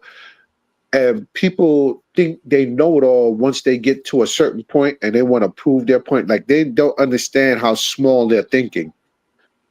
You're thinking real small when you're thinking just Abraham, and the migration story starts with Abraham. How did the migration story start with Abraham? And let's look at it from a religious point of view. How did migration start with Abraham if we have Shem, Ham, and Japheth on the planet well before he came? Check this out. Check this out, Sean. I'm just talking from a religious point of view. I'm not saying that this. I get it. But what I'm saying is, what made him think of Abraham? We talking about Yoruba, Igbo. I told you it's a doctrine. It's a doctrine. He's thinking from a doctrinal point of view, and he wants to synchronize his religion or his doctrine with science, and he's doing it all wrong. You got to start from top to bottom. You can't work your way from bottom up to top. You're going to take forever doing that, bro. Like on a real basic level, like people got to stop reading the Bible. Like, so okay, let me say, like, so most people, when they tell a creation story or they have a religious story, whatever, it's about them, individual peoples or whatnot, not the entirety of the world, right? So when you're looking at the Bible, like you're looking at the people who are localized, right? You see them in a localized area. They're in Northeast Africa, they're in the Levant, etc., Mesopotamia. You know, they're localized, right? They are not a global people in the thing, man. Like, so when it goes from like a world creation story and then it zeroes in on that little piece of land from, you know what I'm saying, from Egypt through Levant and whatnot to Mesopotamia, like, understand they centralize. they're centralizing the story. Yeah, it's not meant to be a global story at that juncture, right? Just like you go in there's a any whole creation story. There's a bunch of ancient stories prior to that. I mean, from time frame to time frame. There's ice ages. There's, you know what I'm saying? There are like Vishu was saying earlier. There's ice age. Well, we all said it, but ice ages. There's humid periods. There's bottlenecking going on each time these things happen. Each time there's a climactic, there's a bottlenecking. But we can keep it simple though, right? Because here's what we can say and here's what we can't say, right? We can say that we can track like the Levantine and other directional flows of genetics coming into West Africa, right? We can track when that was happening, etc., right? And it's not looking like and it'd be hard to overlap those migration patterns and then put them on top of the Bible. Oh, this matches what Abraham was doing. No, not in any way, shape, or form, right? And that's where OG's talking about, like, if we're doing that, we're trying to fit the square peg into the round hole at that juncture versus just letting the story tell itself, right? letting the information tell its own story. Facts. They have origin stories that similar. Just another one. This is fact, just different names. He began in Iraq and around the Levant in Africa.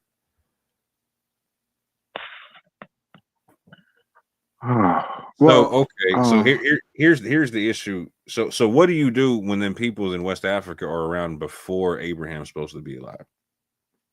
Exactly, because there was the Green Sahara. That's why I was telling you can't start from the bottom and work your way to the top. Migration didn't start with Abraham. Migration would have started all the way with the para haplogroups. And if you want to put, he can't be a Johnny come lately on migration pattern. You know what I'm saying? Like, if he's a Johnny come lately migration, that ain't gonna look right. You know what I'm saying? If he's supposed to be going going somewhere, and then the people you're talking about that he's supposed to have migrated migrated with are already there, like that's a problem. That's a big problem. Yeah. If the para haplogroups go back well before that, and we're connecting the para haplogroups, and this is just from a religious.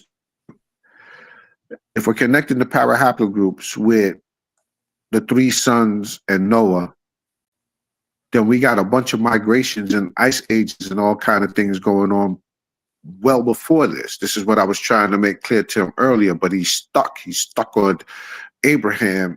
And bro, you're way. This is why y'all don't. You have to expand your thinking. You haven't even. It tells me you haven't even looked at You haven't even looked at a phylogenetic tree, a human phylogenetic tree, to figure out where things started from and who could be in what place. You haven't, because you're talking Abraham. Abraham.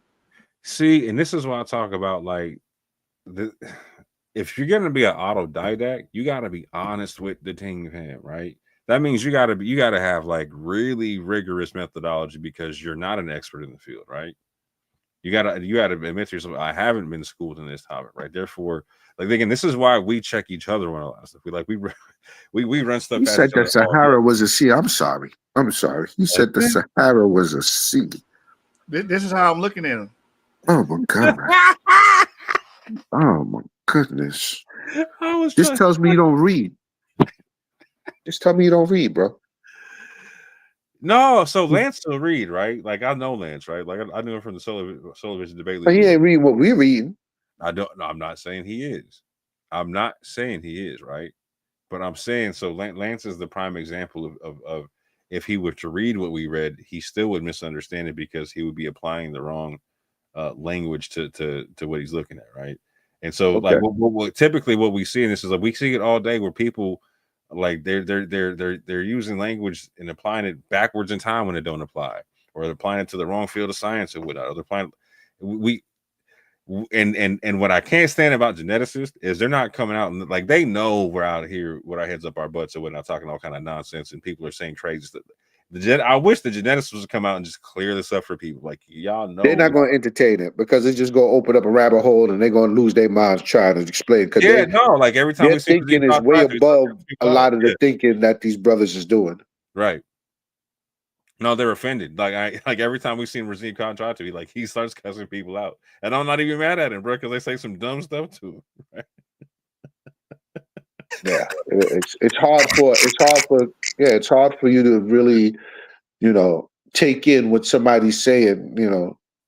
See, hold on, real quick, Lance. This is the whole thing. Is like so we're not prideful, right? Like we're not arrogant autodidacts. That's the whole point. Like is it arrogant? Like if you read a paper and every time you read a word you don't understand, you stop and you go look it up in the field and understand what it means, and you don't proceed in the paper until you've actually gone through the words you don't understand? Because that's what the hell we do. Yeah. And got no issue saying, hey, is this what this means? All right, cool. Like, you know what I'm saying? Like double check. Like we have to be like, you know what I'm saying? Like we came from this. We all came from different. He said the Sahara was a sea in 400 AD, which is why you have Egypt emerging from sand. Hey, y'all, we gotta end the show, Phil. I can't even. Yeah, I'm done. I can't do this. I'm not doing this with you. Yeah, we gotta end the show, Phil. Yeah, I'm not doing this. It's time to go to bed, yo. I'm not entertaining this thing. I'm not entertaining that. I'm tapping out, bro. Yeah, I'm tapping out. I can't with you tonight, Lance. You enjoy your night, bro. Peace and blessings to you, bro. Exactly, Phil. Lance. Why your name Lance? You ain't sharp. You ain't on point. Oh, God, Lance. Yeah, I think I told him before. His whole issue is chronology. Your timelines never work. West Africans are West Africans. They've been West Africans for a long time. West Africa was inhabited by them probably 4,500 years ago. So that's before your supposed Abraham narrative, right? So you just can't swear that, bro. You can't swear what you were saying. You done. What movie he watching? That's the 400. Is he watching? What was that movie called? Not Con Air. What was that movie? When there was a treasure in a desert, in the Sahara Desert, and they said it was an ocean, and they was looking for a ship. You remember that shit was about 15 years ago. Oh, 20 years ago. You know what movie I'm talking about? Yeah. I can't remember the damn name of the movie. And they flew into looking for this damn ship. Yeah. You watching too much. And you know what? I don't mean to be disrespectful, but I'm sleepy, so I'm gonna go there. That's why I said in the show because I was about to. You know what I'm saying? Yeah, you watching too much Raiders of the Lost Ark and Romance in the Jewel and all of that shit. Pirates of the Caribbean. Yeah. Pirates of the Caribbean. Yeah, all that shit, motherfucker. You watching too much of that, yo. So this is what's crazy about that, OG, right? Like, so if like, what is that as a social commentary? What is that saying? If people are going to realms of fantasy to pull out reality, yeah, we're gonna stay under the control of the white man forever.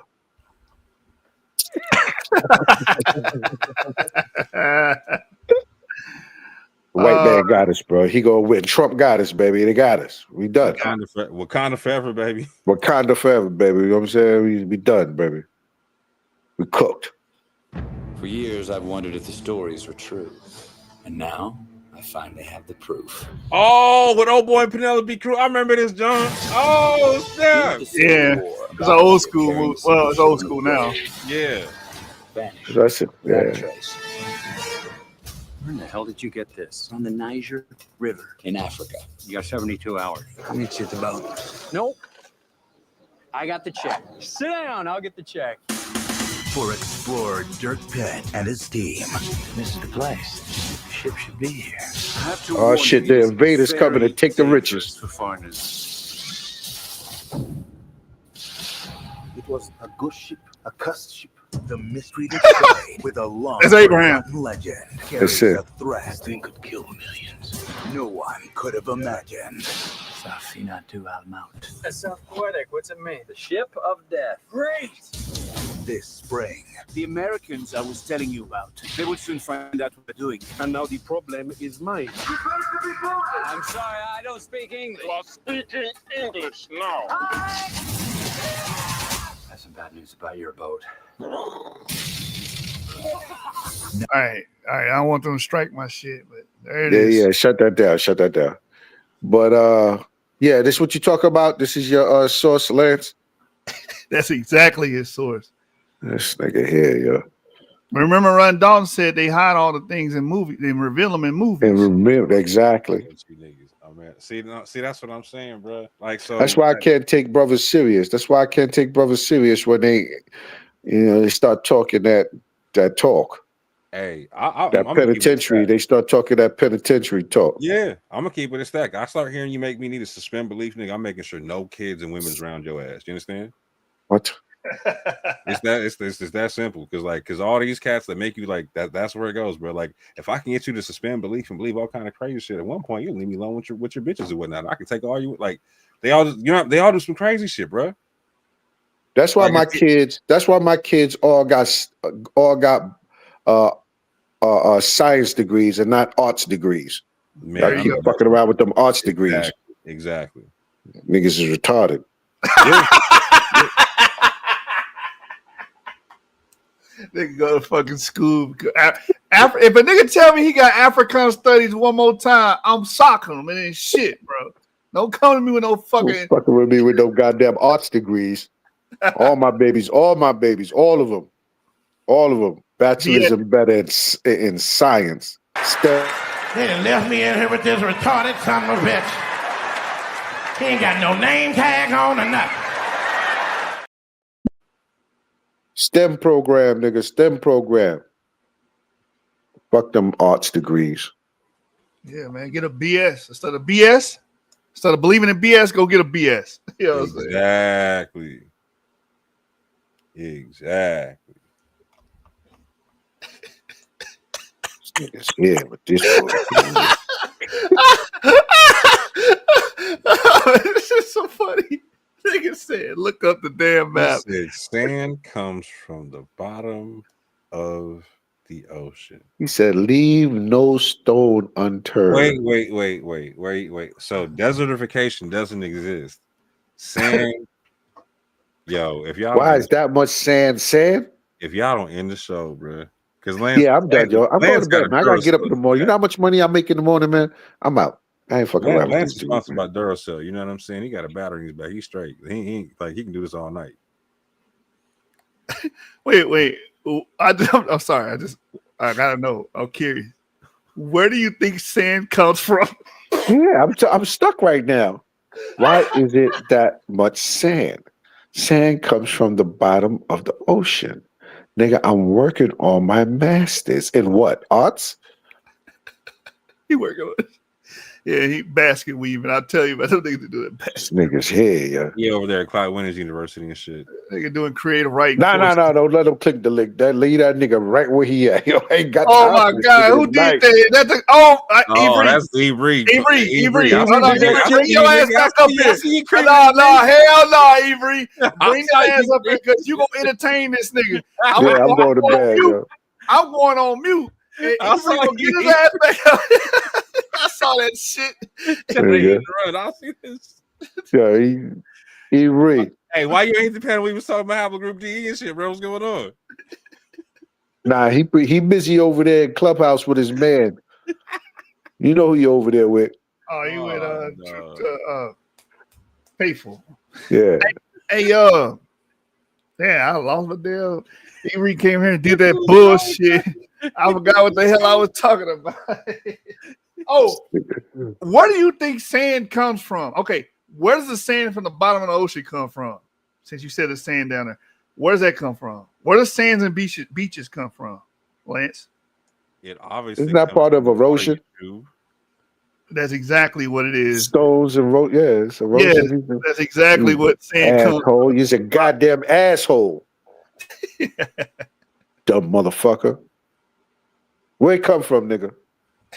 I guess all the sand in the world come from the bottom of the ocean. If there's sand there, that means I hate niggas.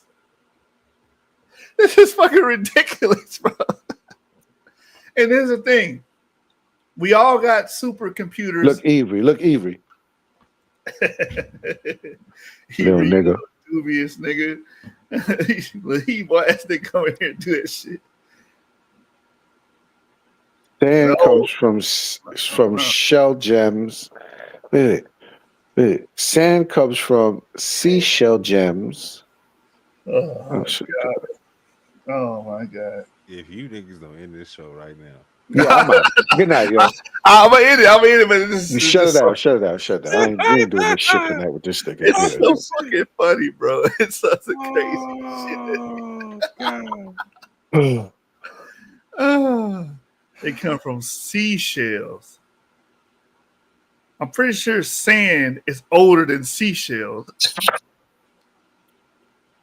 Well, now you do have sand that will have some corals and shells in them. Yes, right? Of course. But sand does not need corals and shells to exist. Somebody say erosion. Hey, all I know is that Sally sells seashells by the seashore.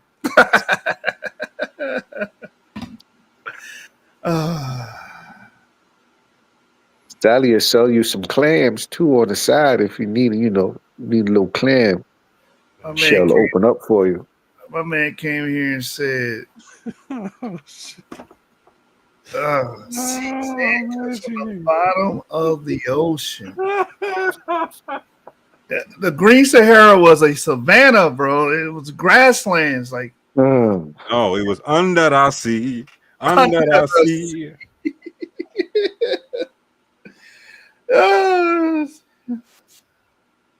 Everything's better when it's much better under the sea. Seashells, coral, pulverized gems from thousands of years of current on the ocean floor. Well, how many thousands of years ago he believed in? Because he, I don't know. I think he's a young Earth. I think he's a young Earther. Yeah, so how many thousands of years ago? Sahara Desert, my nigga. I ain't doing this, yo. I'm hanging up, man. Shut the show down, man. I can't do this, yo. Shut the show down. Come on, y'all. Yeah. Lance is dead ass serious. Lance ain't even playing right now. He not. He mad too. He upset. Head toes down right now. I'm gonna help him. I'm gonna help him out, man. Can I just help him real quick, please? Maybe help him out, man. Look, I just typed this in. Y'all love AI. Here you go. The sand in the Sahara Desert primarily originates from the weathering and erosion of Cretaceous sandstones and underlying bedrock. No, that says crustaceans, not Cretaceous. That says crustaceans. Fucking shellfish and shit, nigga. A scallop, nigga. Oh man, why we gotta do this? This is a grown ass man. We gotta teach this shit to. Yo, I promise you, he thought it said crustacean. Arts degree having you arts degree studying ass motherfucking your masters. Go sit your ass down somewhere, you retarded motherfucker. On everything, I promise you, he thought that said crustacean. Crustacean. Dead ass. It's Cretaceous. Cretaceous. Or however you say that shit. But now since Moore made that joke, I can't stop thinking about under the sea. I can't stop thinking about everything. Under the sea. This motherfucker sees sand talking about motherfucker. And how do you so does every fucking desert under the sea, the Arabian desert too, Nick. The Mongolian desert and shit. The Mongolian desert. The Gobi Desert is motherfucking. Oh damn, yo, how many seashells it take to make all these deserts? Yo, A lot of goddamn fucking scallops, nigga. He said, explain the sand under the ocean. If somebody don't tell your retarded ass about glacial maximum and glacial retreat and glacial this nigga, you know what? I'm done. so the Gobi Desert was a clam bake gone wrong. Okay. Bro. All right, bro. And he said pulverized gems, bro. Pulverized. It makes sense, you know what I'm saying? Because oysters, you know what I'm saying, they must have been spent like oysters and I'm sure there's some pearls and whatnot. pulverizing. I'm sure there's some pulverized shells down there, pulverized gems, but that's not how it was created. You special ass nigga. We the idiots. We the idiots. I know. And I'm being real disrespectful right now, but I can't help it. When you when you at this age, when you at his age and this damn idiotic, That's what you I'm saying. deserve to be Bro. Lance, you got gray disrespected. hair, bro. You know what I'm saying? You got gray hair, Lance. You got kids. You probably got grandkids, bro. He probably telling them this shit today. Exactly. What school you go to? You go to an online school? Where you go to Phoenix? Phoenix House? What they call that shit? He go to DeVry University. Well, don't sleep on DeVry. DeVry was getting it in. There's some dudes with DeVry degrees that was getting it. Don't do that. Don't disrespect DeVry that way. He slept at a Holiday Inn Express last night. Y'all got it fucked up. He slept at a Holiday Inn Express. Oh man, no, you go to what's that school Jabari went to? Oh shit, that Phoenix, that shit online, yo. That Phoenix, what they call it, Phoenix? What's that thing? The HBCU he said he went to. Damn, Howard. You go to Howard, bro. Oh, Howard. Yeah, damn, man, why they disrespect Howard? African Studies, bro. Oh, got another African study, nigga. And Howard got good STEM programs too. You think that nigga went there for the STEM? Nigga went there for the fucking myth. I know, that's what I'm saying, because that's all he could pass in that motherfucker. Shit. They got great STEM programs. They got great STEM programs. There's some doctors that came out of there and went to Johns Hopkins University for their masters as like MDs. Keyword, they went to Johns Hopkins. Yeah, they did. You understand? Oh, I see you creeping. I see you creeping, Negro. I see you creeping. Yeah, this nigga right here, man. I see you creeping, Negro. He's still doing it. He's still doing the bullshit. Stop setting the shit, nigga. Oh my god. I see you, Negro. I see you. He's a bachelor's degree nurse working on his master's. That's good. That's good, bro. Get that bread. That's good money. But what are you getting your master's in? What are you getting your master's in? Yeah. Suitology. Shout out to Ivory. He trolling right now, but he actually getting his master's in science. What was it? Science. Damn, shit escapes me, bro. What was his science? Not science. Not science theory. What was it? Avery, what'd you get a degree in, fam? Put it in the chat. I forgot. He told us, but I forgot. Shit. I'm old. I don't even remember this shit. And Lance said he getting his degree he getting a science degree. Duh. A science degree in what? Yeah. What field, fam? Oh man, I can't remember what Avery told me his name. Well, he switched it. That's why I forgot what it was. Science degree ass nigga. What's your science degree in, Lance? We waiting. What the hell Avery said his damn degree was? That's gonna bother me if I don't remember. Oh yeah, I gave up, fam. It escaped me completely. Oh, interdisciplinary studies. That's what it is. Master of Science and All right. Damn. That was gonna bother me, man. Hey, now Lance, your turn.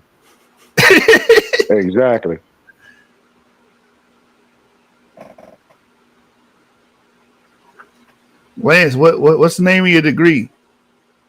What's the name of the school? Shit. Yeah, what school you go to? The degree is just enough for me, bro. Talking about science degree. Yeah. Like it just tell me what degree it is. Yeah, Ron Dog used to come. Oh, I'm a nurse. So, you need to listen to me. I'm a nurse. Shut your man. If you don't go get the fucking needles and scalpels and shit and hand that shit to the fucking doctor, nigga, stop playing with me, so man. you can stack bedpans. Therefore, I should listen to you on Gen X. Okay. On Jeanette, yeah. Shout out to Aggie. Hey, once you Aggie, you Aggie for life, bro. That shit like the mob, bro. Yeah. That shit like the Masons, nigga. They're gonna look out for your ass. They're gonna give your ass a ring and everything. They get pulled over by the police to show your damn ring. I'm waiting on this nigga to tell me what back this nigga lying. He ain't gonna tell you. Exactly, bro. He went to the school of crustaceans. Damn, bro. He's studying to become a marine biologist, bro. Under I see. And then go get his degree in marine biology and be working at a pet shop cleaning goldfish tanks.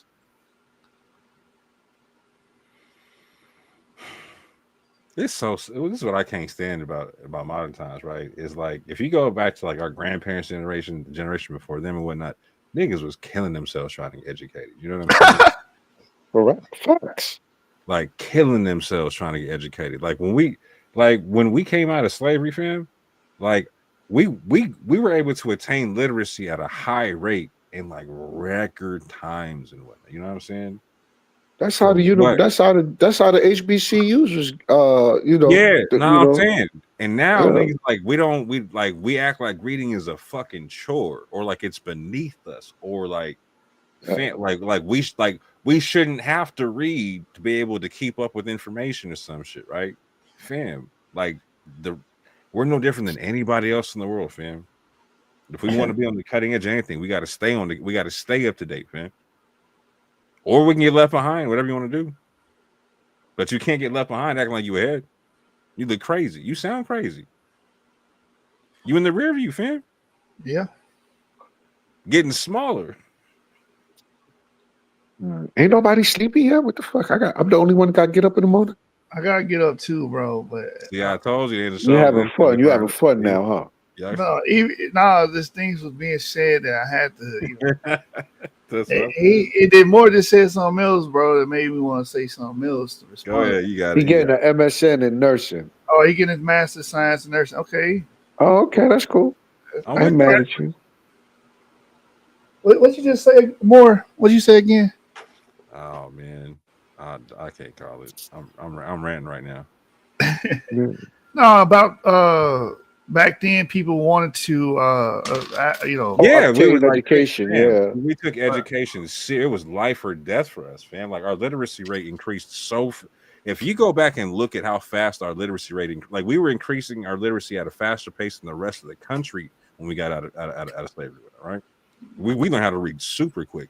And now we want to act like it's a chore, an absolute chore to read and keep up with the information. Like we shouldn't have to, like it's beneath us. And we want to act like we're gonna stay on the cutting edge of stuff when we can't do that, fam. We're gonna get put in the rear view, fam.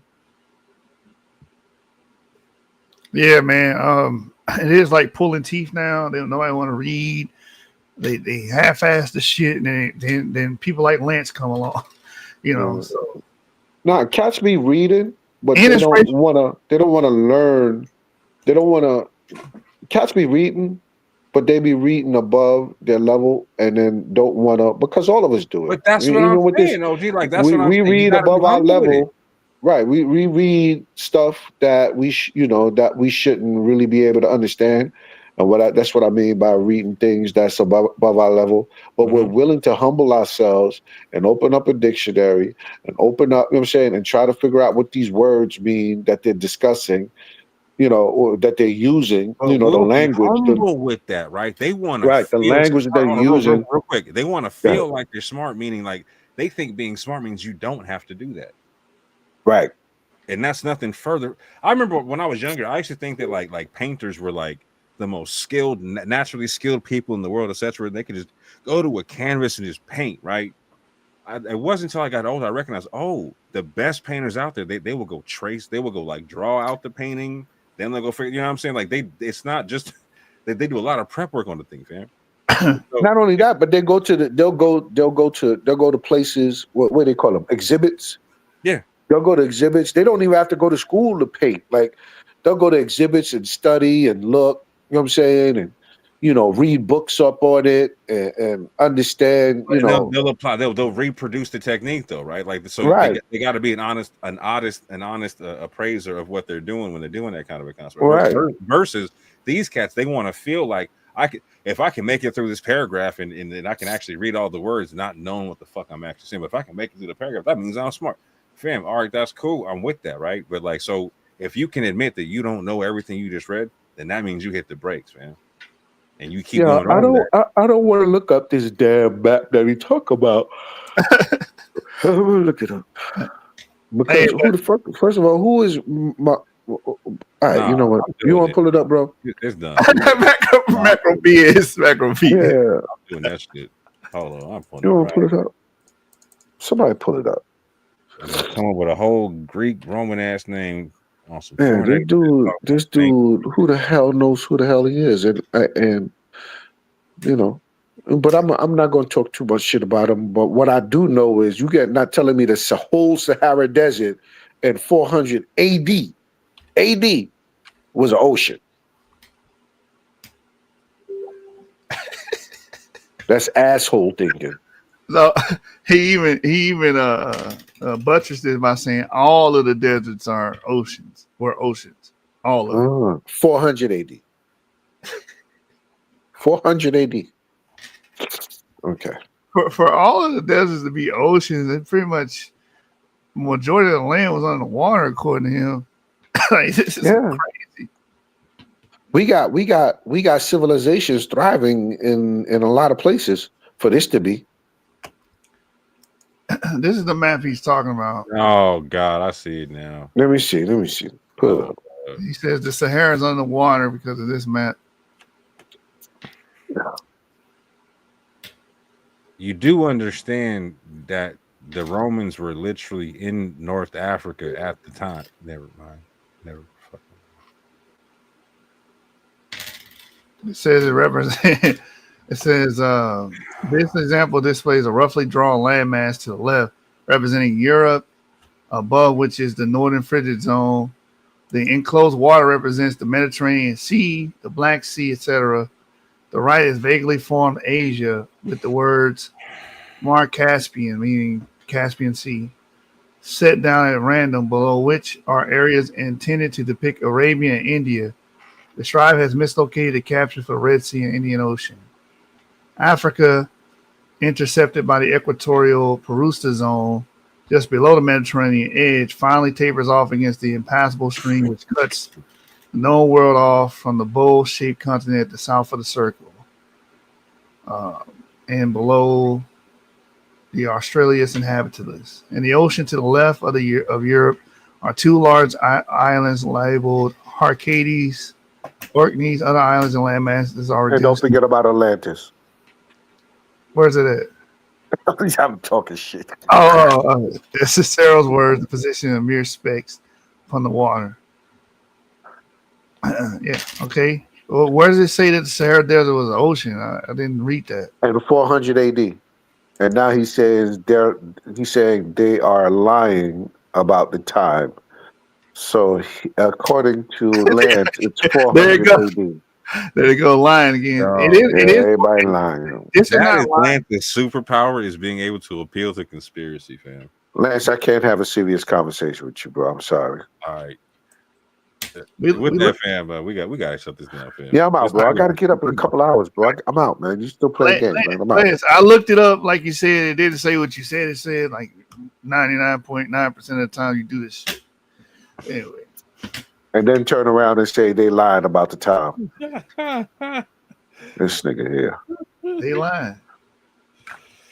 Hey, but congratulations, man. I hope you get that degree. You know, that nursing is good money, bro. Nah, for So real, for real. kudos to you for that.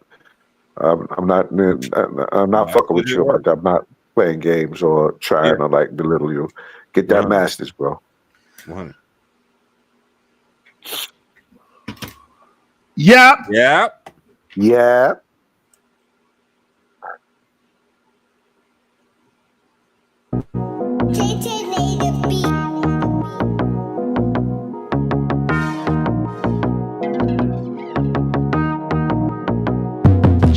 I say right foot creep, walking with that heater. Look around, stay low, make sure they don't see you. Catch them bad, walk down, face them with the heater. The devil under your feet, you on your way to see him. Stretch me when I can't sleep, bang out when I see you. Play with me, you can't sleep, we gun into the seashore. You won't have no case rearrange your shit soon as they face you. You won't have no space, we in your section till we spray you. Put your mask on, they coming out. Soon as they close that door, we just gon' walk down. They say we did wrong, cause we knocked him out. But he who got caught lacking, tell that that's his fault. If we draw down guns, get let off. And all them clowns, including the spouse. Kept that blick inside my drawers. Every time I walk the dog. I work for Tim and Soul CDs. You throw a diss and you get tossed. Say you ain't kissed that, cross my name up, ain't no talk. If they had a bang out at the stove from my pop out window, I can see a spout. But I ain't seen that since Jordan Dixon made some talk. Big foul, they got that on me and I'm stolo. Knowing that it's I spit that cause a massacre at the powder. I say right foot creep, walking with that heater. Look around, stay low, make sure they don't see you. Catch them bad, walk down, face them with the heater. The devil under your feet, you on your way to see him. Stretch me when I can't sleep, bang out when I see you. Play with me, you can't sleep, we gun into the seashore. You won't have no case rearrange your shit soon as they face you. You won't have no space, we in your section till we spray. When I jump out the bag, I'ma hit it. I'ma aim with the strap at his feet. Throwing out the murder bags in the city. Plan on play while I'm standing on Billy. Let it Drake take the top out the hitting. Really quick that when we go on a mission. Take his face, ain't showing no pity. Close case, sell them algorithms. Zombie land with a dog's percentage. Sprint a van and we all be in it. Catch him first, get a raw percentage. If you want, I put a coffin in it. I could get you one from inside my home. I just wanna check the out for attendance. Tell her I say, come on. And I'ma all you that's on your mama. I say right foot creep, walking with that heater. Look around, stay low, make sure they don't see you. Catch them bad, walk down, face them with the heater. The devil under your feet, you on your way to see him. Stretch me when I can't sleep, bang out when I see you. Play with me, you can't sleep, we gun into the seashore. You won't have no case rearrange your shit soon as they face you. You won't have no space, we in your section till we spray you.